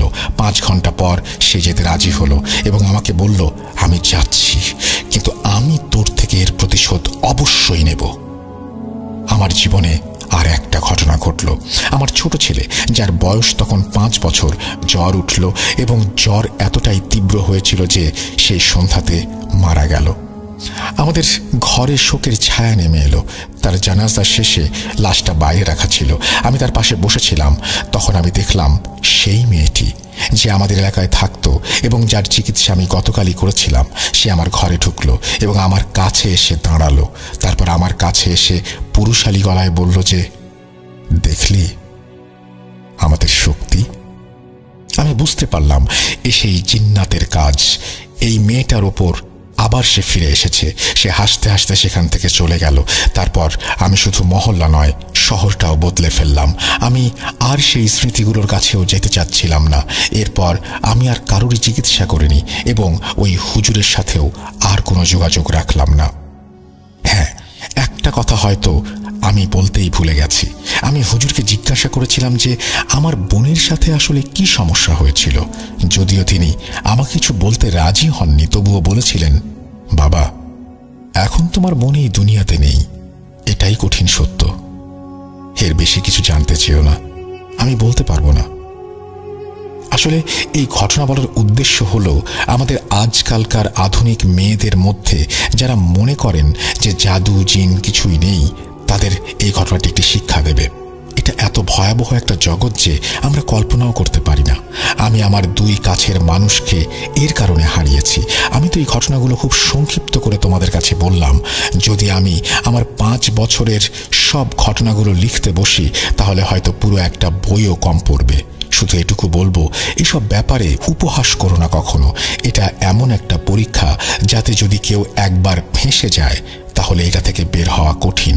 পুরো পরিবারগুলো নিঃস্ব হয়ে যায়, মানুষের রোজগার বন্ধ হয়ে যায়, একে অপরের প্রতি ঘৃণা ও প্রতিহিংসায় লিপ্ত হয়ে যায়। তাই সাবধান, কখনো বিদ্রুপ করবে না। তোমাদের সবাইকে আল্লাহ হেফাজত করুন। আল্লাহ হাফেজ। এই বলে চাচা ওনার জীবনের ঘটনাটির ইতি টানলেন। আমি অবাক হয়ে শুধু শুনছিলাম ওনার কথাগুলো। লোকটা একেবারে বিনা কোনো বিরতি নিয়ে এত সুন্দর করে এভাবে ঘটনাটি বললেন যে আমি অভিভূত হয়ে গিয়েছিলাম। এই ছিল আমার পাঠানো আজকের ঘটনা। যদি এতটুকু ভালো লাগে তাহলে আপনাদের প্রতি কৃতজ্ঞ থাকব। এটা বলে সাবিত তার ঘটনা শেষ করেছেন। আমি জানতে চাইব সাবিতের কাছে যে এই ঘটনার নিশ্চয়ই আরও একটি অংশ আছে, কারণ এই ঘটনার মধ্যে অনেক কিছু লুকিয়ে আছে। এই যে ভদ্রলোক সহজ চেঞ্জ করলেন, নিশ্চয়ই তাকে ব্যবসা ছেড়েই সেখানে আসতে হয়েছিল এবং তিনি সম্ভবত তার স্ত্রীকে নিয়ে আর তার সন্তানদের নিয়ে সেখানে এসেছিলেন, যেখানে তার মা বা ভাইদের তিনি আনেননি। পারিবারিক ব্যবসা ছেড়ে হয়তো তিনি রিক্সা চালকের জীবন বেছে নিয়েছিলেন। সুতরাং শুরুটা যেখানে করেছিলাম শেষটা আমি যেরকম ধারণা করলাম তেমনই কিনা, এটা সাবিতের কাছে আমার প্রশ্ন রইল। আমরা এই মুহূর্তে চলে যাব পরবর্তী ঘটনায়। আশা করছি আমাদের আজকের এই প্রথম ঘটনাটি আপনাদের ভালো লেগেছে। চলুন পরের ঘটনায় যাওয়া যাক।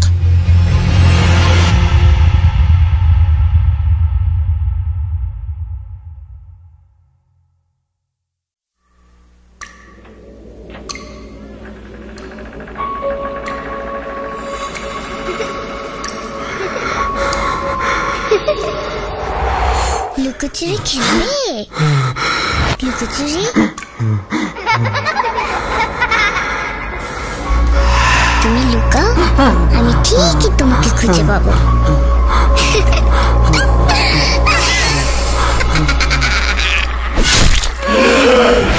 ভূত.com with রাসেল। আরও একবার আপনাদের সবাইকে স্বাগত জানাচ্ছি। আমি রাসেল। আশা করছি আপনারা সবাই ভালো আছেন, ভালোর দলে আছেন। একবার ভেবেছিলাম যে অনেক লম্বা একটা ঘটনা তো হলো, আর কোনো ঘটনা শোনাবো না। তারপরে মনে হলো যদি ভালো কোনো ঘটনা পেয়েই যাই, বা যারা অডিও ক্লিপ পাঠাচ্ছেন তাদের ঘটনা আমি বলেছি যে আপনারা অনেকে পছন্দ করেন বা অপছন্দ করেন। আমার নিজের কাছে খুব ভালো লাগে, কারণ এখানে তিনি নিজের ভঙ্গিতে নিজের মতো করে ঘটনাটি বোঝাচ্ছেন বা বলতে পারছেন আপনাদের সবাইকে। আমরা অডিও ক্লিপ নিয়ে অনেক ক্রাইসিসে ছিলাম মাঝখানে। এরপরে আমরা আপনাদের কাছে আহ্বান জানাই অডিও ক্লিপ পাঠানোর জন্য, এবং আপনারাও সাড়া দেন। আর সেইখান থেকেই কিছু অডিও ক্লিপ প্লে করছি আপনাদের জন্য। প্রিয় লিসেনার ও রাসেল ভাই, আসসালামু আলাইকুম। আমি মোহাম্মদ মুনতাসির মামুন, দেশের বাড়ি মেহেরপুর জেলার গাংনী থানার গাংনী ডিগ্রি কলেজ পাড়াতে। আজ আমি আপনাদের মাঝে আমার সঙ্গে ঘটে যাওয়া একটি ঘটনা শেয়ার করতে চাচ্ছি। বর্তমানে কর্মজীবনের তাগিদে আমি চট্টগ্রামে অবস্থান করছি। ভূত এফএমের সঙ্গে আমি শুরু থেকে জড়িত ছিলাম। আমি তখন হাই স্কুল পর্যায়ে পড়াশোনা করি। তখন থেকে আমি ভূত এফএমের একজন বড় ফ্যান। তখন আমাদের এলাকাতে ইন্টারনেট স্পিড তেমন ছিল না, এবং সেই রকমভাবে ভূত এফএম শোনাও হতো না লাইভে। আমরা মূলত ডাউনলোড করে ভূত এফএম শুনতাম। তো কথা না বাড়িয়ে সরাসরি আমি আমার ঘটনায় চলে যাচ্ছি। রাসেল ভাই, ঘটনাটি 2014 সালে মার্চ মাসের মাঝামাঝিতে। প্রতিদিনের ন্যায় বিকেলবেলায় আমি এবং আমার বন্ধু মিশকাতুল আরিফিন একসঙ্গে ঘোরাঘুরি করছিলাম। তো মিশকাত হঠাৎ আমাকে বলে উঠল, চল আজকে একটু দূরে কোথাও ঘুরতে যাই। আমি আর কথা না বাড়িয়ে ওকে বললাম, ঠিক আছে, আমি রেডি হচ্ছি, তুই রেডি হয়ে আমাকে নিয়ে যা। কিছুক্ষণ পরে মিশকাত বাসা থেকে বের হয়ে আমাকে কল করে, আমি বের হচ্ছি, তুই রাস্তায় এসে দাঁড়া। আমি আমার বাসা থেকে বের হয়ে হসপিটালের সামনে পোস্ট অফিস অবস্থিত, সেই পোস্ট অফিসের সামনে দাঁড়ায় আছি। কিছুক্ষণের মধ্যে আমার বন্ধু এসে আমাকে নিয়ে যায়। বলে রাখা ভালো, মিশকাত বাইক চালাতে খুবই পটু। বরাবরের মতো ওর বাইকে চেপে বসলাম, এবং আমাদের আজকের উদ্দেশ্য ছিল মুজিবনগরে যাওয়া। রাসেল ভাই, মুজিবনগরটা সবাই চিনে। মুক্তিযুদ্ধের সময় এটি বাংলাদেশের অস্থায়ী রাজধানী ছিল। ওখানে অনেক ভিত্তিপ্রস্তর আছে, স্মৃতিসৌধ আছে, মানচিত্র এবং দেখার মতো অনেক কিছুই আছে। পাশে রয়েছে ইন্ডিয়া বাংলাদেশের বর্ডার। তো আমরা দুজন বের হয়ে গেলাম ঠিক বিকেল 4টার দিকে। কিছুক্ষণের মধ্যে আমরা মেহেরপুর সদরে পৌঁছে গেলাম, আমাদের জেলা শহর যেটা। ওখানে আমরা ব্রেক নিলাম, নেওয়ার পরে একটু চা নাস্তা করে আবার পুনরায় মুজিবনগরের উদ্দেশ্যে রওনা দিলাম। বলে রাখা ভালো, মেহেরপুর থেকে মুজিবনগর দূরত্ব খুব বেশিও নয়, মোটামুটি 15 থেকে 16 কিলোমিটার দূরত্ব। একটা পর্যায়ে আমরা মুজিবনগর পৌঁছে গেলাম। মুজিবনগর 0 পয়েন্টে যাওয়ার পরে একটু সামনে গিয়ে স্মৃতিসৌধতে গিয়ে আমরা কিছু ছবি উঠালাম। সেই সময় এত ভালো মানের ফোন ছিল না যে ভালো ভালো ছবি উঠাতে পারবো। ছবি ওঠানোর পরে মোটামুটি বিকেল নেমে আসে, তখন মিশকাত বলে চল একটু বাগওয়ানের দিকে যাব। রাসেল ভাই, বাগওয়ানটা হচ্ছে মূলত একটা গ্রাম যেটা ইন্ডিয়ার বর্ডারের কাছে অবস্থিত। মিশকাত বলে বাগওয়ানে ওর এক ভাবির বাবার বাড়ি, ওর ভাবি নাকি ওখানে আছে। তো কোনোভাবে যদি ওর ভাবি জানতে পারে যে ও এদিকে আসছে কিন্তু ওর ভাবির সঙ্গে দেখা করে নাই, তাহলে ওর ভাবি অনেক রাগ করবে। এই ভেবে ও আমাকে রিকোয়েস্ট করে চল না একটু গিয়ে জাস্ট ঘুরে আসবো। আমি ওর কথা মতো রাজি হয়ে গেলাম। এরপর আমরা স্মৃতিসৌধ থেকে সোজা গিয়ে ডান দিকের রাস্তা ধরে, এক কথায় মুজিবনগরের পিছন সাইডের যে রাস্তা যেটা ইন্ডিয়ার কোল ঘেঁষে গেছে, ওই রাস্তা দিয়ে দুজনা রওনা দিই। কিছুক্ষণের মধ্যে আমরা বাগওয়ানে পৌঁছায় যাই এবং ওর ভাবির বাবার বাসায় পৌঁছাই। তো আমাদেরকে বিভিন্ন রকম নাস্তা আপ্যায়ন করা হয়ে গেল। এরই মধ্যে সন্ধ্যা ঘনিয়ে আসার একটা সম্ভাবনা দেখলাম। তখন মিশকাত বলে উঠলো, এই সন্ধ্যা হয়ে যাচ্ছে, আজকে চল এখনই বের হয়ে পড়ি। আমি বললাম হ্যাঁ, আমি এটাই তোকে বলতে চাচ্ছিলাম, কিন্তু আমি তো তোকে বলতে পারছি না, তোর ভাবি কি ভাববে না ভাববে এই হিসাবে। ঠিক আছে চল আমরা বের হয়ে যাই। এরপর মিশকাত এবং আমি ওখান থেকে বিদায় নিয়ে রাস্তার মধ্যে আসতে আসতে, বলে রাখা ভালো রাসেল ভাই, বাগওয়ান পার হওয়ার পরে গ্রামটা পার হয়ে এসে একটা মোড় আছে, মোড়ের ডান দিক দিয়ে গেলে যেটা চুয়াডাঙ্গা জেলার একটা রোড থাকে এবং বাম দিক দিয়ে সোজা আসলে এটা হয় মুজিবনগর ভিত্তিপ্রস্তর পিছন সাইডের ইন্ডিয়ার বর্ডার ঘেঁষে যে রাস্তাটা সেটা। তো আমরা মুজিবনগর পিছন সাইডের রাস্তা দিয়ে আসতেছিলাম। পথের মধ্যেই মিশকাতকে আমি রিকোয়েস্ট করলাম গাড়িটা একটু থামা, আমার একটু প্রাকৃতিক কাজ করতে হবে। মিশকাত বলল যে হ্যাঁ আমারও তো একই অবস্থা, ঠিক আছে সামনে ব্রেক করি। এর মধ্যে মুজিবনগরের ভিত্তিপ্রস্তর দূরত্ব আর 2 থেকে 3 কিলোমিটার আছে, তাহলে আমরা পৌঁছায় যাব। এরকম একটা পরিস্থিতিতে আমরা দাঁড়াইলাম। দাঁড়ানোর পরে মাঠের মাঝে পথে মাঠের মাঝে ডান দিকে একটা পুরাতন ভাঙা বাড়ি ছিল।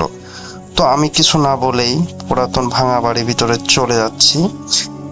যাওয়ার পরে পুরাতন ভাঙা বাড়ির ওখানে আমি যখন আমার প্রাকৃতিক কাজ সারি, তখন একটা গা ছমছমে ভাব আসলো। মিশকাতও নামলো, নেমে ও আমার একটু দূরে গিয়ে ও বলল যে কেমন জানে একটা গা ছমছমে একটা ভয় ভয় কাজ করতেছে। ঠিক সেই সময় রাস্তা দিয়ে একটা লোক বাইসাইকেল চালিয়ে যাচ্ছিলেন এবং উনি বলল, বাবারা ওখানে প্রস্রাব করো না, তোমরা উঠে আসো। আমরা কথাটা কানে না নিয়ে আমরা আমাদের কাজ সেরে আবার পুনরায় রাস্তায় চলে আসি। আসার পরে মিশকাতকে বললাম ঠিক আছে এবার চল রওনা দিই। কিন্তু একটা বিষয় রাসেল ভাই, ওখানে নামার সঙ্গে সঙ্গে যে মনের ভিতরে একটা ভয়ে কাটা বাঁধছিল, যেন কেমন কেমন যেন একটা মানে অন্যরকম অনুভূতি। তো মিশকাত যথারীতি বাইক স্টার্ট দিল। দেওয়ার পরে কিছু দূর আসার পরে 2 থেকে 3 মিনিট রাস্তা আসার পরে ও কিন্তু তখন বাইক খুব স্লোলি চালাচ্ছে, স্পিড ছিল 30 থেকে 35 বা তারও কম। ঠিক সেই সময় আমি একটা জিনিস খেয়াল করলাম, বিপরীত দিক থেকে শ্যালো মেশিন চালিত মানুষ বহনকারী একটি গাড়ি দ্রুত গতিতে আসতেছে, বেশ গতি সম্পন্ন। এবং তখনই দেখি রাস্তার ডান দিক থেকে একটা হলুদ ড্রেস পরা মেয়ে উঠছে, কিন্তু আমি তার চেহারাটা দেখতে পাইনি রাসেল ভাই। ঠিক ওই মেয়েটাও রাস্তায় উঠলো এবং বিপরীত থেকে শ্যালো মেশিন চালিটা গাড়িটা এসে একটা ধাক্কা লাগলো। মুহূর্তের মধ্যে আর কোনো কিছু নাই, গাড়িটা বের হয়ে আমার সাইড দিয়ে চলে গেল। আমি এটা দেখে এক প্রকার বাকরুদ্ধ। তখন মিশকাতকে বলি এইভাবে ঠিক আঞ্চলিক ভাষায়, মিশকাত তুই কি কিছু দেখছিস? ও বলে না আমি তো কিছু দেখি নাই। আমার সাথে গাড়ি টান, জাস্ট আমরা তখন আঞ্চলিক ভাষায় যেভাবে বলছে আর কি। ও বলে কেন, কি সমস্যা? আমি তোকে গাড়ি টানতে বলছি, তুই টান। তখন মিশকাত ওর বাইকের ফুল স্পিডে এবং এত দ্রুত আসলো, বলছে কি হয়েছে বলবে তো? আমি তখন কোনো কথা না বলে জাস্ট বলতেছি তুই গাড়ি টান, এবং ও ফুল স্পিডে রাসেল ভাই কি বলবো 1 মিনিটের মধ্যেই ওর মনে হলো যে মজনুনগর ভিত্তি প্রস্তুতে চলে আসছে, এইরকম স্পিডে ও টেনে আসছে। মিনিমাম তখন 70-80-র উপরে স্পিড ছিল ওর গাড়িতে, তারও বেশি। এরপরে ও যখন ভিত্তি প্রস্তুতে আবার আমরা পুনরায় পিছন গেট দিয়ে প্রবেশ করি এবং এবার আমরা মানচিত্রে যে এরিয়াটা আছে ওখানে উপরে বসি, 2 তলার উপরে উঠে আমি ওকে বলি যে তুই কি কিছু দেখছিস? মিশকাত বলে না আমি তো কিছু দেখি নাই। তো তুই এবার বল কেন আমাকে এত দ্রুত গাড়ি চালাতে বললে, আর কেন এবার এভাবে আসলে, আর কেন এবার তুই ভয় পাচ্ছিলি? আমি তখন বিস্তারিত ওকে বললাম যে এরকম বিষয়, ডান দিক থেকে এরকম একটা মেয়েকে দেখলাম, বিস্তারিত ওকে ভেঙে বলি। ও বলে যে না আমি এমন কিছু দেখি নাই বা আমার সামনে এমন কিছু আসে নাই। আমার যে শিওর তুই এটা দেখিস নাই? বলছে হ্যাঁ আমি শিওর কিছু দেখি নাই। কিন্তু রাসেল ভাই আমি এটা মানে এখন পর্যন্ত আমার চোখের সামনে সেই দৃশ্যটা ভাসে। পরবর্তীতে আমি অনেক ভয় পাই। আমি বললাম ঠিক আছে আর আমি এখানে থাকতে চাচ্ছি না, চল যাই, বাসায় যাই। এরই মধ্যে আমরা রওনা দিলাম। মেহেরপুরে আসার আগে দারিয়াপুর নামে একটা স্থানে তখন মাগরিবের আজান অলরেডি দিয়ে দিয়েছে। তো আমরা স্বাভাবিকভাবে আসছিলাম, কিন্তু আমার ভিতরে রাসেল ভাই ভয়টা কাজ করছিল। মিশকাত অনেকবার আমাকে বলে যে ভয় পাস না, চল দেখি কি করা যায়। তো রাসেল ভাই বলে রাখা ভালো। এরপরে আমি একটু সাহস নিয়ে কিছু ছোড়া টোড়া পরে বাইকে বসলাম। বসার পরে পুনরায় আমরা গাংনীতে চলে আসলাম।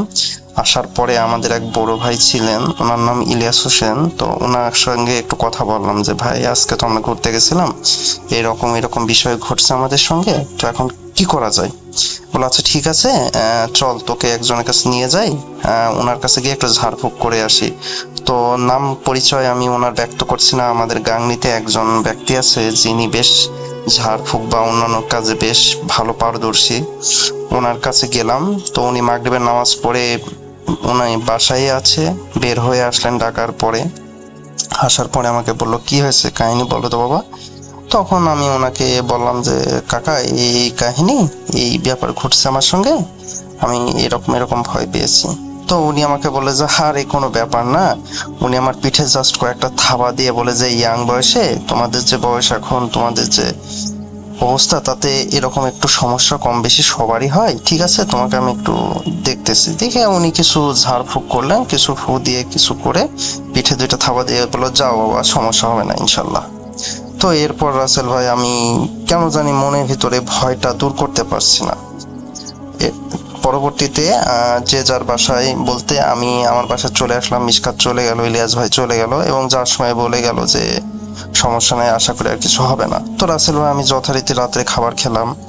খাবার খেয়ে আমার ফোনটা হাতে নিয়ে আমি দেখলাম যে আমার ছবিগুলো দেখছিলাম যে আজকে কেমন ছবি উঠাইছি। তো হঠাৎ করে ওই কাহিনীটা আবার আমার মাথায় আসে, কেমন যেন নার্ভাস ফিল করে।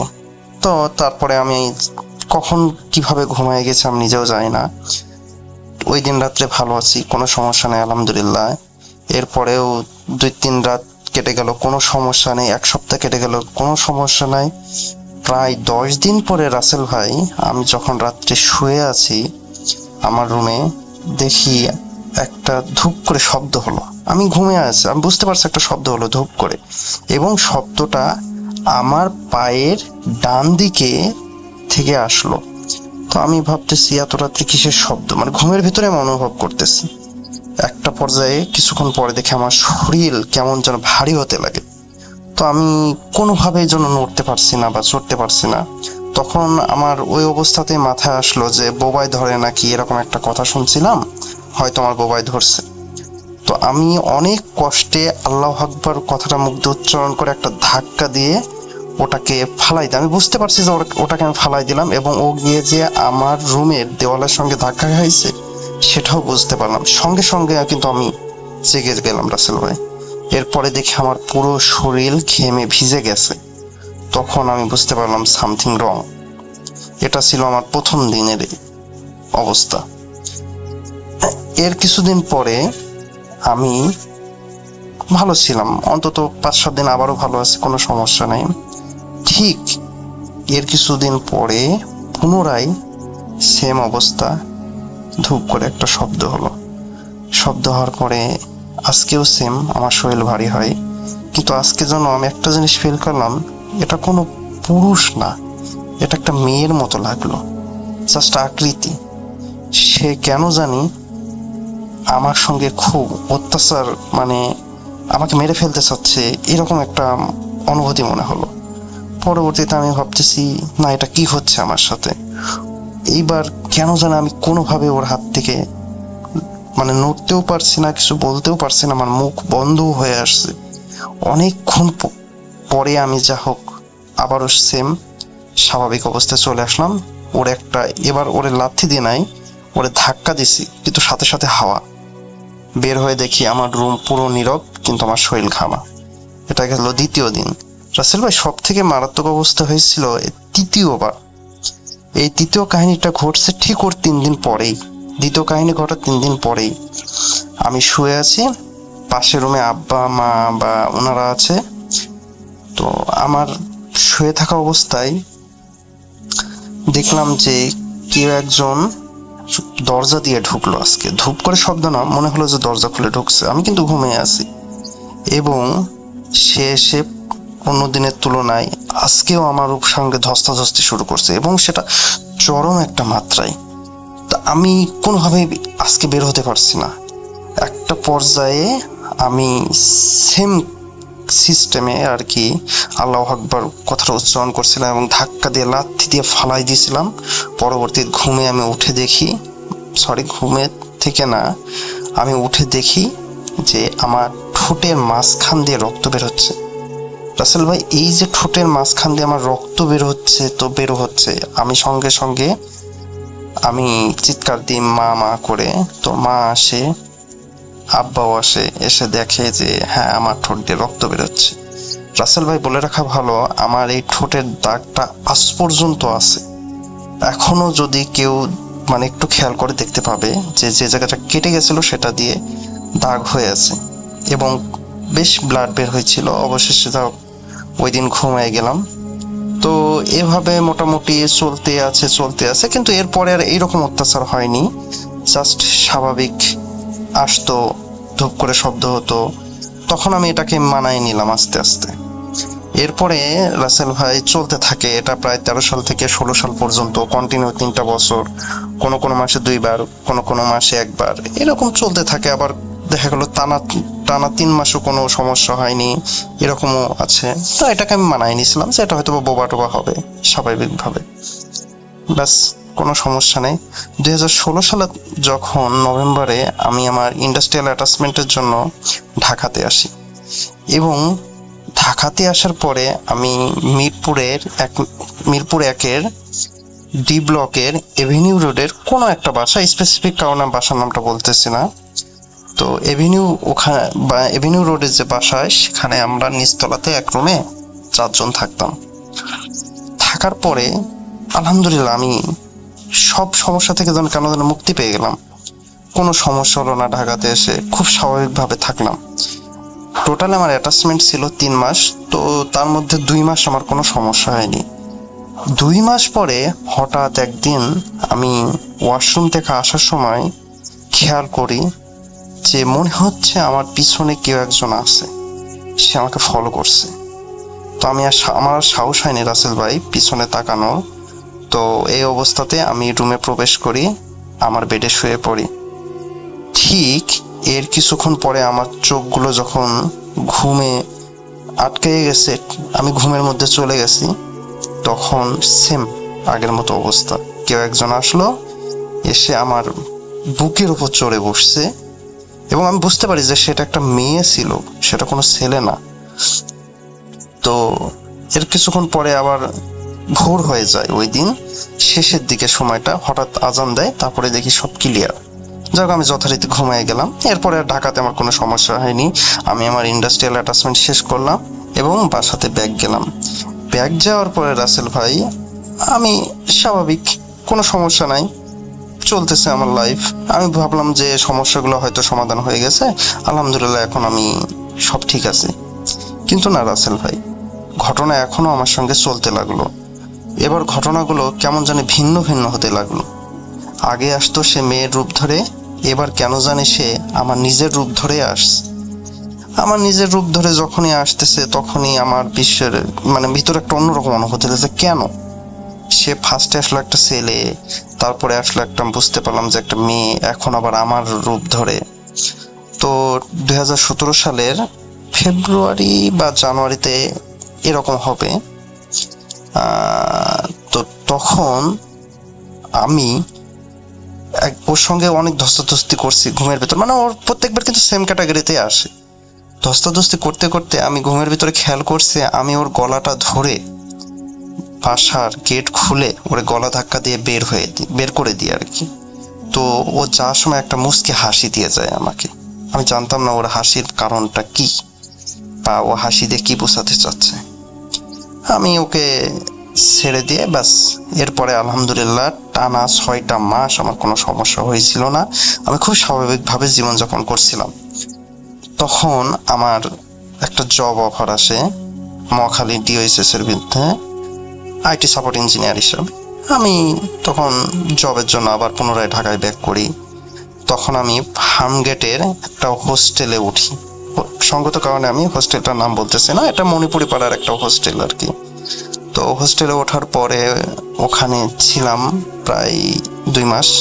ওখান থেকে অফিস করলাম আসলাম, অফিস করলাম আসলাম। তো আমার অফিসের মোটামুটি কি বলবো রাসেল ভাই, আসলেও যে অফিসটা ছিল এরকম 3টা রুম, একটা সিও স্যারের জন্য, আর একটা আমরা সবাই থাকতাম, আর একটা কল সেন্টার বা অন্যান্য কাজে ব্যবহার হতো। তো অফিসে মোটামুটি সবাই থাকতো। তো আমার যে রুমটা, এখানে শুধু আমি থাকতাম, বাকিরা সব বাইরে টেকনিক্যাল কাজে চলে যেত। আমাকে জাস্ট অফিস থেকে বসে বসে সাপোর্ট দেওয়া লাগতো।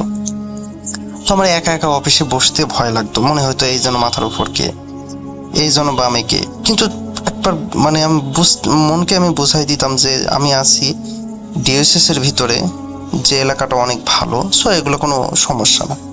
যাক রাসেল ভাই, এভাবে চলতে চলতে প্রায় 1 মাস হয়ে গেল, আমি আর সমস্যা ফেস করি নাই। পরবর্তীতে আমি BSc-তে ভর্তি হওয়ার জন্য প্রস্তুতি গ্রহণ করি এবং ফাইনালে আমি ওয়ার্ল্ড ইউনিভার্সিটিতে আর কি ভর্তি হই।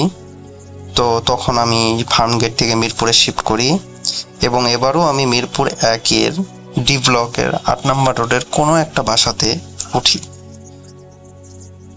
সঙ্গত কারণে আমি স্পেসিফিক ভাবে বলছি না, বললাম আর কি একটা বাসাটা মূলত 7 তলা ছিল এবং উপরে একটা চিলেকোঠার আর কি বলা চলে। তো চিলেকোঠায় আমরা থাকতাম। তো আমি তখন 2018 সাল হয় নাই, 17 শেষের দিকে আর কি, তখন আমি ওই ম্যাচে উঠলাম এবং ওই ম্যাচে ওই যে এভিনিউ রোডে যাদের সঙ্গে থাকতাম তারাই তখন ওই ম্যাচে থাকতো। তো তখন আমি ওই রুমে ওদের সঙ্গে একসঙ্গে থাকলাম, এক রুমে 4 জন থাকার পরে আমি আমার পড়াশোনা কন্টিনিউ করলাম। করতে করতে মোটামুটি 1-2টা সেমিস্টার হওয়ার পরে আমি আমার ওই মহাখালীর ওই জবটা কুইট করি এবং পুরোপুরি আমি তখন পড়াশোনার ভিতরে ইনভলভ হয়ে যাই। তো একটা পর্যায়ে রাসেল ভাই এভাবে চলতে চলতে স্বাভাবিকভাবে জীবন চলছিল, আর কোনো সমস্যা দেখা দিচ্ছিল না বা কোনো ভয়ভীত কাজ করছিল না। কিন্তু রাসেল ভাই 2018 শেষের দিকে বা সম্ভবত আগস্টের দিকে কুমিল্লার একটা ছেলে, নাম হচ্ছে রাসেল, তো আমাদের ম্যাচে আসে। তো ওর সঙ্গে আমি রাতে লুডো স্টার খেলতাম, 2 জন মিলে টিম মেম্বারে খেলতাম। তো খেলতে খেলতে খেয়াল করতাম ঠিক রাত 2টা, ঠিক একদম রাসেল ভাই 1 মিনিট কমও না বেশিও না, মোবাইলে ঘড়িতে দেখতাম রাত 2টা। তখন ছাদের উপরে দুমদাম বা মাও বিভিন্ন ধরনের, মানে একবার মনে হচ্ছে বিড়ালের আওয়াজ, আর একবার মনে হচ্ছে দুমদাম করে আওয়াজ হচ্ছে, মানে অদ্ভুত একটা আওয়াজ হতো। তো আমি রাসেলকে বললাম, রাসেল তুমি কি কিন্তু শুনতে পাচ্ছ? রাসেল বলে হ্যাঁ ভাই আমি তো কিছু আওয়াজ শুনতে পারছি। তো রাসেল বাইরে বের হতে চাই, আমি ওকে বাধা দিই যে না এই সময় যেতে নাই, এটা নিশিরাত, অনেক কিছু শোনা যায়, তো যাওয়ার দরকার নাই। রাসেল বলে ঠিক আছে ভাই সমস্যা নাই, দেখি আরো 2-1 দিন। তারপরের দিন সমস্যা হয়নি, এরপরের দিন আবারও আমরা লুডোসটা খেললাম মনোযোগ, ঠিক রাত 2টায় সেম আওয়াজ। না এটা তো জটিল একটা সমস্যা হয়ে দাঁড়াইছে। তখন আমি রাসেলকে বলি রাসেল আজকেও কিন্তু সেম। রাসেল বলে জি ভাই আজকেও সেম, আজকে আমি বাইরে যাবোই, আপনি নিষেধ করলেও আমি যাবো। আমরা না রাসেল আজকে যাবো না, দেখা যাক আর 2-1 দিন। যাই হোক রাসেলকে আমি নিষেধ করি, আর রাসেল ছেলেটা অনেক সাহসী ছিল। এরপরে 3য় দিন সেম সমস্যা। এবার রাসেল আমাকে কিছু না বলে ও একাই চলে গেছে ছাদের উপর টর্চ নিয়ে। ও ছাদের দরজা খোলার সঙ্গে সঙ্গে আওয়াজটা বন্ধ, এবং ওর মোবাইলের টর্চ দিয়ে উপরের ট্যাঙ্কি, পানির ট্যাঙ্কি যেটা, সেগুলো সবকিছু দেখলো, কোথাও কিচ্ছু নাই, শুধু একটা ছোট বট গাছের চারা দেখলো ওখানে। তো ও কি করলো, ওই রাত্রেই বট গাছের চারাটা উঠে ফালাই দিয়ে চলে আসলো, বলে যে ভাই আমি ছাদের উপর গেছিলাম, সবকিছু দেখছি, শুধু একটা বট গাছ ছিল, ওই চারাটা আমি ফালাই দিয়ে চলে আসছি, আর কিছু নেই। তো এরপরে যা হোক আর সমস্যা হতো না। কিন্তু রাসেল ভাই আমি মাঝে মাঝে যখন মনে হতো যে একটু ছাদের দিকে যাই, রুমে গরম লাগছে, কেমন যেন একটা ভয় পেতাম, সমসম করতো, মনে হতো এই যেন কে আছে, এই যেন কে আছে। আমার রাসেল ভাই এখন পর্যন্ত যদি আমি কোথাও যাই একা একা, মনে হয় যেন আমার পিছনে কেউ ফলো করছে, আমার পিছনে কেউ ফলো করছে, কিন্তু না, আমার পিছনে তো কেউ ফলো করে না। কেন যেন আমার এই অনুভূতিটা এখনো আছে। আমি জানি না এটা কোনো সাইকোলজিক্যাল প্রবলেম কিনা বা প্যারানরমাল কোনো কিছু কিনা। রাসেল ভাই এরপরে আমি আবার পুনরায় মাঝে মাঝে ছুটিতে দেশের বাড়ি যেতাম। তো এরই মাঝে আমার বাবা মা আর কি দেশের বাইরে বলতে ইন্ডিয়াতে গেছিল একটু ডক্টরেট ট্রিটমেন্টের জন্য, আমার ছোট ভাইয়ের জন্য। তো কোনো কারণবশত ছাড়াই আমাকে একা একা আর কি বাসাতে থাকতে হয়েছে। তো যে কয়দিন আমি একা একা থাকছি, তো প্রথম দিন যাওয়ার পরে আমার উপরে এরকম শুরু হলো পুনরায় তরসর। তো আমি ব্যাপারটা নিতে না পেরে তখন আমি ভাবলাম যে আমি যদি কোরআন তেলাওয়াত দিয়ে রাখি তাহলে কি হবে, দেখি একটু। এরপরে আমি আমার ফোনে সূরা ইয়াসিনটা চালায় রাখতাম সবসময়। তো রাত্রে ঘুমানোর আগে আমি সূরা ইয়াসিন চালায় ঘুমাচ্ছি, কোনো সমস্যা নাই, বা অন্যান্য কোনো কোরআন তেলাওয়াত দিয়ে আমি ঘুমাইতাম, কোনো সমস্যা নাই। এইভাবে আমি আমার জীবনে অনেকটা সময় পার করছি, শুধু রাত্রে সমস্যাগুলো থেকে রক্ষা পাওয়ার জন্য। তো আমাকে তখন পরামর্শ দেয় অনেকে যে তোর হয়তো বা কোনো একটা নজর পড়ছে, কেউ তোর পুরো নজর রাখছে, যার জন্য তোর এত সমস্যা। তো আশা করি যে এটা বিয়ের পরে ঠিক হয়ে যাবে। আমি ভাবলাম যে হয়তো বা ঠিক হয়ে যেতেও পারে। তো এরপরে আর কি রাসেল ভাই চলতে চলতে একটা পর্যায়ে এই যে কোভিড এর সমস্যাটা দেখা দেয়। তখন তো বাসাতে সবাই ছিল, সবার সঙ্গে বসে থাকা, সময় পার করা, তা আস্তে আস্তে আস্তে আস্তে এটাও অনেকটা কমে আসছিল, খুব একটা সমস্যা হয়নি। তো এরকম করতে করতে কোভিড শেষে 2021 সালের ডিসেম্বরে আমি একটা জব অফার পাই। সঙ্গত কারণে আমি কোম্পানিটার নাম বলতেছি না, এবং আমার পোস্টিং হয় চট্টগ্রামে, এবং এটা একটু সাগর পাড়েই বলা চলে, একদম সাগরের পাশেই। সেখানে আমি অবস্থান করি, এবং ওখানে আমার একটা আবাসিক স্থল ছিল। তো সেই আবাসিক স্থলে আমি অফিস করতাম, অফিস করে আমি আমার আবাসিক বিল্ডিং এ চলে গিয়ে থাকতাম। তো সাগর পাড়ে রাসেল ভাই কিছু সমস্যা শুনছিলাম আগে, যেটা আমি নিজেই ফেস করছি। সেটা হচ্ছে রাসেল ভাই ওই যে আবাসিক বিল্ডিং এ আমি থাকতাম, ওখানে যে কেয়ারটেকার থাকতো, তো ওকে আমি একদিন প্রশ্ন করে যাচ্ছি এই বিল্ডিং এ কি কোনো সমস্যা আছে? তো কেয়ারটেকারটা সিটায় ছিল, বলছে হ্যাঁ স্যার এখানে কিছু সমস্যা আছে। আমি বলি আমি কিন্তু বেশ কয়েকদিন দেখছি যে রাত্রে ঘুমানোর সময় আমার সমস্যা ফেস করি, প্লাস আমি বাইরে হলে একটা সমস্যা ফেস করি। ও বলে যে জি স্যার এরকম সমস্যা এখানে কিছু আছে, কেননা একটা সময় আপনারা যখন এই বিল্ডিং থেকে চলে যান আর কি ঈদের ছুটিতে বা অন্য কোনো সময়ে, তো তখন আমি একা একটা রুমে ছিলাম, এবং কেউ একজন এসে আমার গলা চেপে ধরছিল। তো আমি তখন অনেক জোরে দৌড় দিয়েছিলাম, দৌড় দিয়ে বাইরে বের হয়ে গেছিলাম। এরপর থেকে স্যার আমি আর এই বিল্ডিং এর রাত্রে থাকি না, আর এই বিল্ডিং এ কেউ থাকতেও চায় না। আমাদের যারা জানে বিষয়টা, আচ্ছা আচ্ছা আমি বুঝতে পারছি। আসলে রাসেল ভাই আমি একটা জিনিস বুঝি না, আমি বিভিন্ন সময় বিভিন্ন এলাকায় যাই, তো যাওয়ার পরে কিছু কিছু এলাকায় আমার কাছে মনে হয় যেন এখানে সামথিং রং, কেন জানি আমি বুঝতে পারি যে মনে হয় যে এখানে একটু সমস্যা আছে, এরকম আমি ফিল করতে পারি। আমি জানি না এটা আদৌ ঠিক কি ভুল, তবে আমার ভিতরে একটা ফিল আসে। যেমন আমি একটা সময় চট্টগ্রামের বিভিন্ন স্থানে ঘুরছি, তার মধ্যে উল্লেখযোগ্য, এটা সবাই জানে, অনেক রকম ঘটনা আছে যেটা নিয়ে। তো সেখানে আমি গেছিলাম, জায়গাটার নাম বলছি না, বুঝে নিয়েন যদি সম্ভব হয়। সেখানে গিয়েও আমি ওখানেও একজন গার্ডকে প্রশ্ন করছিলাম যে আপনাদের তো এত সুন্দর একটা পার্ক, তো আমার কাছে একটু গা ছমছমে মনে হচ্ছে। তো বলে যে স্যার এখানে একটু সমস্যা হয় আর কি, কম বেশি, আগে হতো এখন একটু কম। পরবর্তীতে আমি সেটা নিয়ে রিসার্চ করলাম, করে দেখলাম যে হ্যাঁ ওই জায়গাটা নিয়ে অনেকগুলো ঘটনায় আছে এবং অনেকগুলোই আছে, এমনকি ভূত এফএমেও প্রচার হয়েছে এই জায়গাটা নিয়ে। তো এভাবে রাসেল ভাই আমি যখন চট্টগ্রামে বসবাস করলাম তখন আমার উপরে অত্যাচার হতে লাগলো। তবে এক রুমে আমরা 3 জন থাকতাম, যার জন্য আর কি আমার খুব একটা সমস্যা হতো না। আমি এমনও হয়েছে রাসেল ভাই, আমি রাত 1টা 2টা 3টায় কর্ণফুলী নদীর এই প্রান্ত থেকে ওই প্রান্তেও গেছি, হয়তো বা কোনো কিছু খাইতে ইচ্ছে হয়েছে বা কোনো মার্কেটে যাবার ইচ্ছে হয়েছে, এরকমও করছি। তো রাত্রে আমার নদী পার হতে অনেকে ভয় পাই শুনছি, তো আমিও কম বেশি ভয় পেতাম। শুনছিলাম যে নদীতে নাকি এগুলো বেশি থাকে সাগর তীরে। যাই হোক রাসেল ভাই এভাবে চলতে থাকলো চট্টগ্রাম আসাকালীন। তো এই বিষয়গুলো রাসেল ভাই এখনো আমার সঙ্গে চলতেছে, কন্টিনিউ চলতেছে। এখনো যদি আমি কোনো রাত্রে ঘুমাই কোরআন তেলাওয়াত ছাড়া, তো মাঝে মাঝে সমস্যা হয়, সব সময় হয় না, তবে আগের তুলনায় অনেকটাই কম। তো এটাই ছিল আমার ঘটনা। এছাড়াও আমার সাথে আরো ছোটখাটো অনেক কিছু ঘটনা ঘটছে, সেগুলো স্কিপ করে দিয়েছি কারণ ঘটনাটি অনেক বড় হয়ে যাচ্ছে। তো রাসেল ভাই এর ব্যাখ্যা কি আমি আজ পর্যন্ত পাই নাই, যে কেন আমার সঙ্গে এরকম হচ্ছে এবং এটা মেয়ে কেন, এই প্রশ্নটা আমি খুঁজে পাচ্ছি না।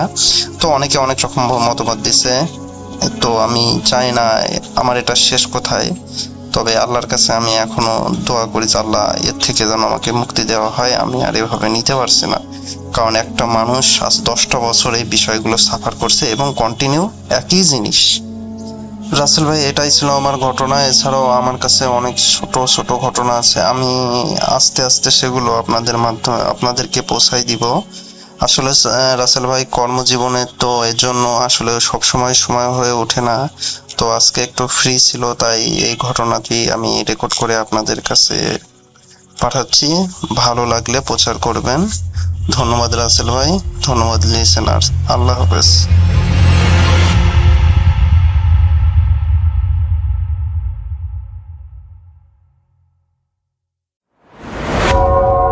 আবারও রাতের আঁধারে ভয়ের রাজ্য ফুঁড়ে ফিরেছি সেই পুরনো সুরে। বিশ্বাস করা বা না করা আপনার ব্যাপার, but the old music comes alive. Voot.com The fear returns with Russell. আরো একবার আপনাদের সবাইকে স্বাগত জানাচ্ছি, আমি রাসেল।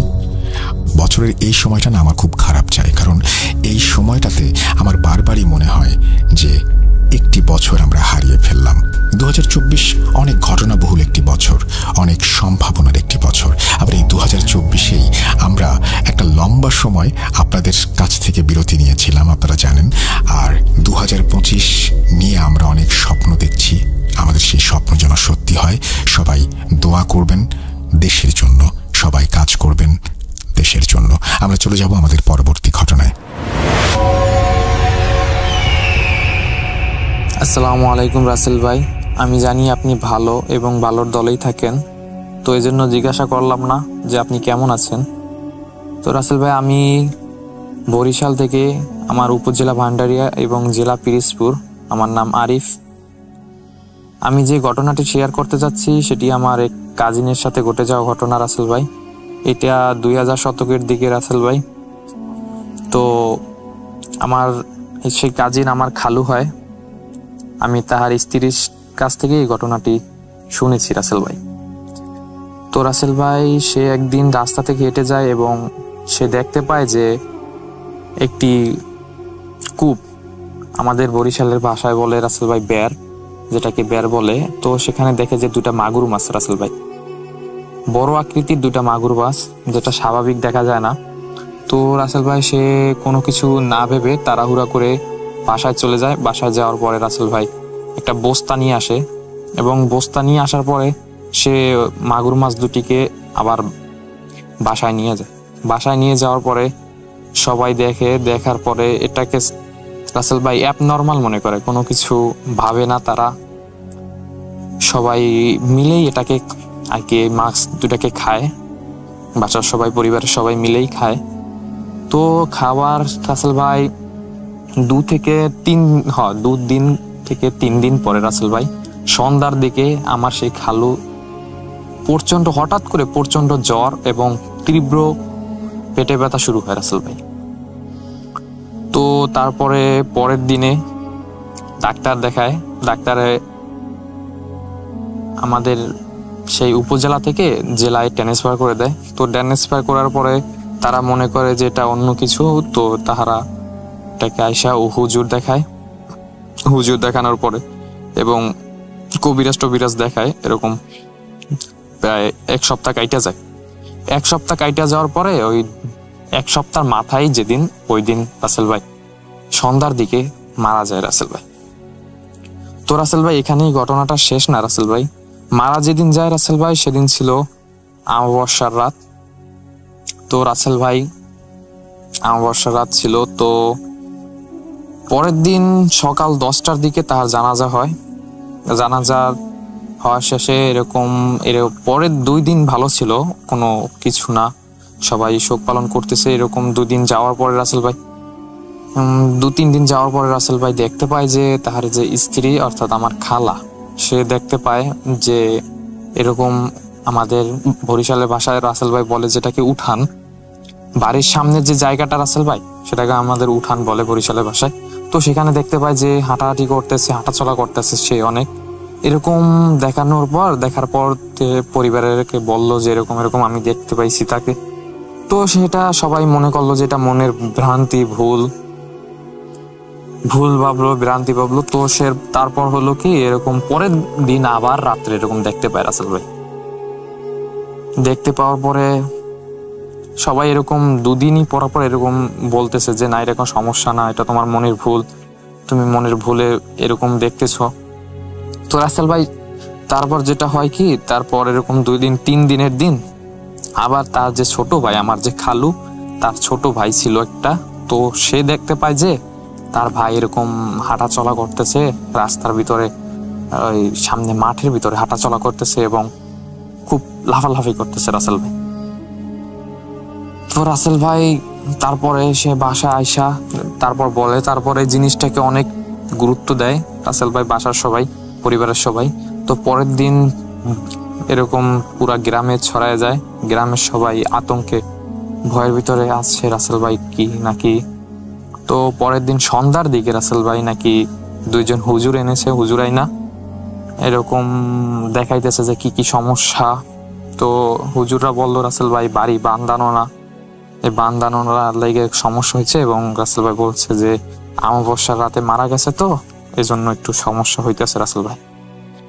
তো তারপরে তারা করলো কি, বাড়িটা আটকানো আর কি, এক কথায় চারোদিকটা বাড়ির ভিতরে চারোদিকটা আটকে দিছে, বান্ধে দিছে এক কথায়।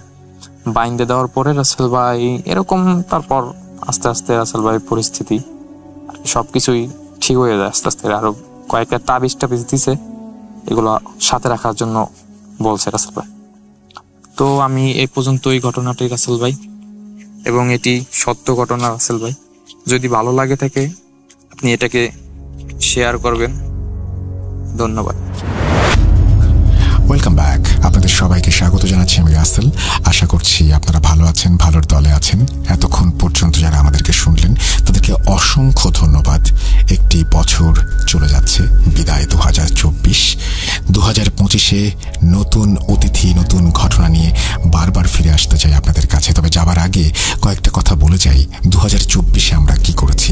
2024 আমাদের জন্য অনেক বড় একটা মাইলস্টোন ছিল, কারণ 2024-এ এসে আমরা সিদ্ধান্ত নেই যে আপনাদের চাহিদা অনুযায়ী আমরা ইউটিউবেই আমাদের সমস্ত অনুষ্ঠানগুলো বা সমস্ত স্টোরিগুলো পাবলিশ করব।